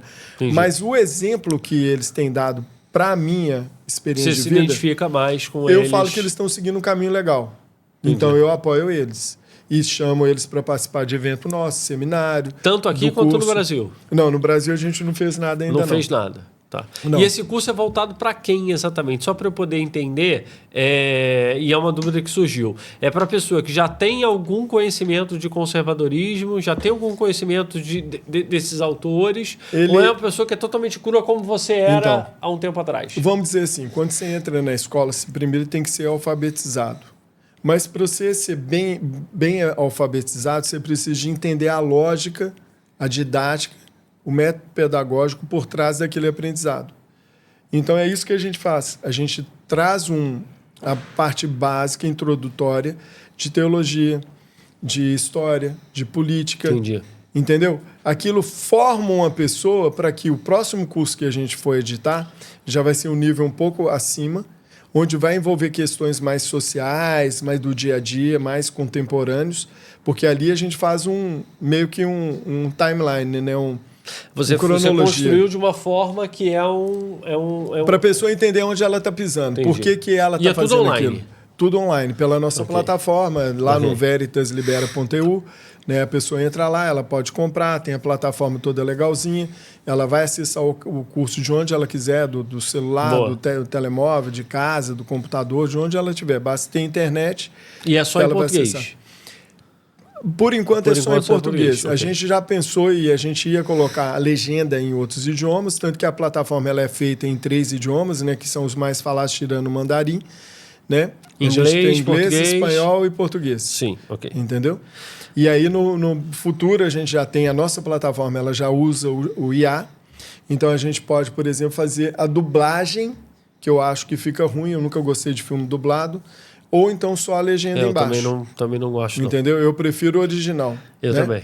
Apesar de ter amigos dubladores, inclusive. Mas eu não gosto. Eu também não gosto. Eu não gosto. Acho que ali é dói ao vivo, ouvido, é outra. Dói o ouvido, acho super esquisito. Você vê na boca desenho animado até vai. Desenho animado até vai porque é dublado de qualquer jeito. Agora, filme eu curso pior ainda. Nossa, imagina. Então, mas aí a gente quer colocar essa opção. Se no futuro a gente optar por dublagem, a pessoa seleciona se ela quer ou não quer. Entendi. É opcional. Né? Então, a gente já tem isso. E já tem previsto, era previsto para o meio do ano a gente lançar outro, mas por funções de questões de agenda, do Onix, minha e tal, compromisso pessoal e tudo. Você faz as coisas junto com ele. Então, o curso e a plataforma a gente está trabalhando junto. Juntos, ok. Boa. Seminários é tudo por minha conta. Aí você já fez, já desde o começo, bem antes da Veritas, inclusive. Ele pode, ajuda assim, no sentido de chamar um nome, outro nome e tal. Que ele, né, vocês se ajudam também com relação a isso. O cara conhece todo mundo, né? Então não tem por que ele também não dá esse contributo, né? E a gente, lógico que a gente gosta porque enriquece né, o valor do conteúdo que a gente coloca para as pessoas ali, né? Falando agora de enriquecimento, o que você acha, então, assim, que seria os conceitos fundamentais para uma pessoa que quer ser conservadora hoje em dia? Que está perdido, que nem você estava lá em 2017. Quer dizer, você ainda se envolve um pouco, mas ainda não está se envolvendo como político como deve ser. Seja para a direita, seja para a esquerda, você não se envolve. Eu acho que a pessoa não tem que se preocupar com o que é progressista e o que é conservador. Ela não tem que se preocupar com isso. Que foi o que aconteceu comigo naturalmente. Eu acho que as pessoas elas têm, primeiro de tudo, preocupar em querer aprender. Então, eu tenho uma frase que eu falo há muitos anos, antes mesmo de eu descobrir o que era política, que eu já falava que é o seguinte: para você aprender, você precisa de curiosidade e boa vontade. Entendi. Entendeu? Então, a pessoa ela quer entender por que a gente está passando tudo isso, ela tem que ter primeiro curiosidade, depois boa vontade. E ela não tem que ler só aquilo que está do lado do que, entre aspas, é direita. Vai ler lá o que é comunismo. Lê tudo. Lê tudo para tirar a sua própria opinião. Lê, estuda, vê filme, vê tudo. Lógico que sempre quem escreve para a direita vai ter um viés mais para a direita. Quem escreve para a esquerda vai ter mais um viés. Quem escreve e quer ler sempre tem um viés. Não adianta, exatamente. Não mas seja honesto consigo mesmo e leve aquilo que você está lendo, estudando e vendo para sua vida real. É isso. E aí você fala assim, na prática, eu no mundo real, o que realmente está fazendo mais sentido? E aí a pessoa vai descobrir, principalmente quando a pessoa casa e tem filho, ou quem já é casado e já tem filho, que aí faz uma mudança, que tem de chave. Aquela família, aquele conceito de família um pouco mais forte. Porque você não pode ser simplesmente um você porra louca que vai por um viajar pouco pelo mais. mundo. Você fala, pô, tem um ente aqui pequeno, indefeso, que eu tenho que cuidar dela, que depende de mim, eu costumo dizer isso, inclusive, que assim, o homem solteiro ele viaja para qualquer lugar e dorme em qualquer lugar. Agora, quando você está namorando, casada e com família, com outra coisa, aí você tem que escolher um hotel, não dá para dormir no sofá de ninguém. Aí começa a não ser que brigue. Aí começam a vir essas responsabilidades reais, entendeu? Então, quando a pessoa consegue chegar nesse patamar onde ela, sinceramente, honestamente, ela fala para ela que droga não vale a pena, entendeu? Que aborto não vale a pena. Entendeu? Quer dizer, quando ela começa a trazer esses conceitos um pouco mais... você acha pro mundo que real, se tiver... Pro mundo real. Eu conheço como voluntário famílias que perderam inúmeros filhos, entendeu? Várias famílias que perderam filhos, perderam marido, que suicidaram ou se mataram, entendeu? Porque perdeu o objetivo de vida. E quantos corações ficam destruídos, cara, por causa do negócio desse sentido. Aí a pessoa fica com esse papinho furado de falar assim, não, eu não vou ter nada e vou ser feliz, entendeu? Esse papo da Agenda 2030. Mentira, meu. Todo mundo quer viver bem, entendeu? Para você viver bem, você tem que trabalhar assim, tem que ser honesto, porque aquilo que eu não quero para mim, eu não tenho que fazer para você. Então, por exemplo, se eu estou roubando, eu sei que se lasca, mas o outro vai roubar de mim também, porque eu estou dando o maior exemplo. Influencia, né? Acaba que é um ciclo, no final das contas vai ser para você. Fica de frente com a verdade, com a realidade, por isso do Veritas Libera, a verdade liberta, cara. É um fato. Entendi. Entendeu? Então, quando a pessoa encontrar essa verdade, super. E ela eu super concordo com isso. E ela for atrás do assunto, e ela defronta, ela confronta. Aí ela decide o que ela quiser fazer e ela fala, ela vai chegar... foda-se, eu quero usar droga, entendeu? Boa. Eu quero fazer aquilo que está na minha cabeça, vão ter consequências, toda atitude que a gente tem, ou toda decisão que a gente toma, a gente vai ter uma responsabilidade, que é caso do Homem-Aranha, aproveitando os bonequinhos tudo aqui. Mas é isso, grandes poderes, grandes responsabilidades. Entendeu? Falando agora, só para a gente chegar aqui aos finalmente e ir para a reta final, o que você acha que são, com essas suas grandes responsabilidades e esses poderes que você tem atualmente, com tanto projeto, com tanta coisa, quais que você acha que são os seus principais desafios hoje em dia? A própria direita. Porque tem muita vaidade. Não falo que é dessas pessoas, tá? A maioria tem um coração bom. Mas é que elas foram doutrinadas pelos doutrinadores, esses caras, esses oligopólios, esses metacapitalistas, que eles têm uma psicopatia de domínio do mundo. E aí você pode achar que é teoria da conspiração, mas estudando você chega nisso. Mas eu acho que tem tudo a ver. Você pensar, todo mundo que chega no poder quer perder o poder? Não quer. Pronto, acabou, é isso. Entendeu? E os caras são muito ricos, têm muito dinheiro, então eles querem dominar. E eles têm medo de perder o domínio, então eles querem impor aquilo que eles querem através de vários métodos que eles usam na sociedade. Domínio da grande mídia, para falar só o que eles querem. Então, a nossa mente ela já está meio que moldada para estar confrontando com isso. Aceitar isso, entendeu? Mas quando você começa, através do pensamento crítico, que é a filosofia, né? Eu que, por exemplo, se autocriticar e a criticar... E criticar os outros também. Você tem que criticar todo mundo, cara. Tem que criticar todo mundo. Concordo. Mas não uma crítica destrutiva, aquela de virar fofoca. Entendeu? Então, os grandes desafios são esses, porque as pessoas elas têm dentro dela esse vício de falar mal, de desconstruir. Sem esse pensamento crítico, né? Eu vi uma vez um texto na internet, acho que nem tem autor, assim, com certeza tem autor, mas acho que foi uma dessas construções coletivas que acontece na internet, que na minha época, por exemplo, na minha infância, tinha essa ideia que você falou aqui nesse episódio, que era não se discute política nem religião, né? Hoje em dia, o político virou quase que um dogma, né? Quase que uma religião, né? As pessoas hoje em dia elas têm política, religião e futebol, política, religião e futebol. E as pessoas hoje não têm mais esse, o que eu vejo, as pessoas não têm esse pensamento crítico, são torcidas de futebol. São torcidas, são paixões, né? Você virou uma... você acha que virou mais um discurso ideológico do que um discurso crítico falar sobre política hoje em dia? O que acontece, na minha opinião? A gente vê as pessoas falando por falar e repetindo frase pronta. Entendeu? Esse que é o grande problema. Ainda mais na época dos cortes, né? Hoje em dia. Então, o que acontece é que, primeiro, todos nós somos iguais diante de Deus. Tem pessoas com aptidões melhores para o negócio, então viram empreendedores, empresários, e tem outras pessoas que, dentro da sua própria capacidade, preferem trabalhar para outras pessoas. É o normal, sempre foi. E tudo bem. E sempre foi assim, entendeu? Eu, por exemplo, já fui empreendedor, já fui empresário durante 5 anos da minha vida. Chegou num ponto que eu falei, nunca mais eu quero ser. E virei funcionário e sou super feliz sendo funcionário. Adoro meus patrões, porque eles fazem com que a empresa deles cresça e eu recebo um bom salário em função disso. Entendeu? Mérito deles, mérito meu. Mas eu escolhi o meu canto. Então a gente tem que ter essa tranquilidade no nosso coração. Agora, se a pessoa quer progredir e fazer coisa melhor, ela tem que ter mérito. Então ela tem que se esforçar. Mas não é mérito para mostrar para os outros, ela tem que se capacitar. Então ela depende só dela, ela não depende de ninguém. Entendeu? Ela não depende do pai, nem da mãe, nem da esposa, nem do filho. É a pessoa mesmo fazendo por ela mesma. É meritocracia, é nisso que eu acredito. E só que o grande desafio que a gente vê hoje é porque a gente vê, através das décadas, nos últimos 50 anos, isso foi implementado aqui na Europa, foi implementado no Brasil, o nível de ensino está diminuindo. E as oportunidades também, né? As pessoas elas estão cada vez com menos... Os países, pela administração que estão tendo, inclusive aqui em Portugal, tem muita burocracia, os impostos são muito altos, e isso inibe o crescimento da sociedade. Então, por exemplo, para eu criar um negócio aqui é quase que impossível. Né? Você vê muitas empresas aqui em Portugal, elas dão um jeitinho ali, tipo, só nega um impostozinho aqui, outro ali. Por quê? Porque é a forma dela sobreviver.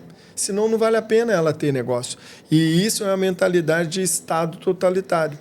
Mas pela forma com que as pessoas foram criadas, depois você deve entrevistar português aqui, eles acreditam que o socialismo é uma boa, porque eles viveram a época que eles chamam da ditadura do Salazar, que não faltava nada, mas eles não tinham essas comodidades que enganam, né? Os prazeres imediatos do homem, né?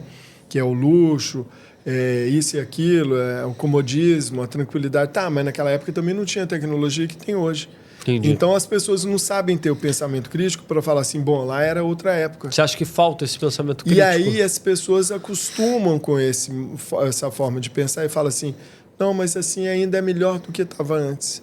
Entendeu? Mas as pessoas não estão vendo que elas estão sendo escravizadas. Né? Porque outra coisa que eu acho o cúmulo do absurdo, por que os países aqui na Europa eles valorizam mais o estrangeiro que vem de fora do que o próprio nativo que trabalhou a vida inteira e pagou o imposto dele em dia? Porque esse pessoal que vem de fora, eles recebem subsídio, recebem uma casa para morar e ainda recebem um subsídio, dinheiro, para cada filho que ele tem. Sendo que o português, que já aposentou, né, já reformou, esse português ganha 300 euros e a gente sabe que não dá para pagar nenhuma renda aqui, um aluguel. Em que contexto você diz do imigrante de fora? O imigrante de fora qualificado, o que não, vem... Não, qualificado paga as contas dele, não depende do estado nenhum, nem lá onde ele morava, nem aqui que ele está, que é o meu caso, embora eu seja português também. Mas eu vim aqui para somar, eu não vim aqui para subtrair. Entendi. Eu não quero que o Estado fique me bancando, que eu fique um sócio dependente, entendeu? Entendi. E o que o Estado está fazendo com a mentalidade do povo? Não, você pode virar sócio dependente. Mas de onde vem o dinheiro que está pagando o subsídio? E não sai nunca, né? E volta para a questão mas do enxugar gelo. O Estado vai quebrar, vai chegar um dia que não vai ter dinheiro para bancar. Não, mas está naquela situação lá do enxugar gelo que você disse. Essa pessoa ela vai ficar... É um ciclo vicioso, entendeu? Ela não sai nunca dessa dependência. E o cara que está no poder não quer sair. Mas ele, para ficar no poder, ele tem que criar ignorância intelectual nas pessoas. E aí as pessoas ficam, não, mas esse estado é o melhor que eu tenho, porque antes era pior, agora ainda está melhor. Mas ela não vê que ela já virou um escravo. Você acha que as pessoas estão um pouco perdidas também hoje em dia? Com tanta informação? Totalmente, cara. Igual, por exemplo, eu não me julgo que eu tenho tanto conhecimento que eu possa dizer que eu sei bastante. Porque, assim, o Sócrates, ele dizia... Só sei que nada sei, né? Quem sou eu para falar que sei tudo? Mas agora, das experiências que eu tenho... Eu posso afirmar que o tanto que eu já aprendi esses últimos 8 anos, que assim, eu não aprendi na minha vida inteira de estudo. Muito bom, muito bom. Então, assim, a pessoa quer entender como funciona isso, primeiro, curiosidade e boa vontade. Não vai com o coração fechado, tenha boa vontade de ler, pensamento de ver. Crítico, mas ao mesmo tempo mente aberta. Mente aberta para novas coisas, que é o conservador. Quando ela assustar, ela fala, olha, eu sou conservador. Eu quero aprender coisa nova, mas eu quero fazer só coisa boa. Foi muito esclarecedor esse papo, Marcelo. Assim, eu queria terminar, na verdade, mas eu já sei a resposta, né? Essa por acaso já sei a resposta, mas assim,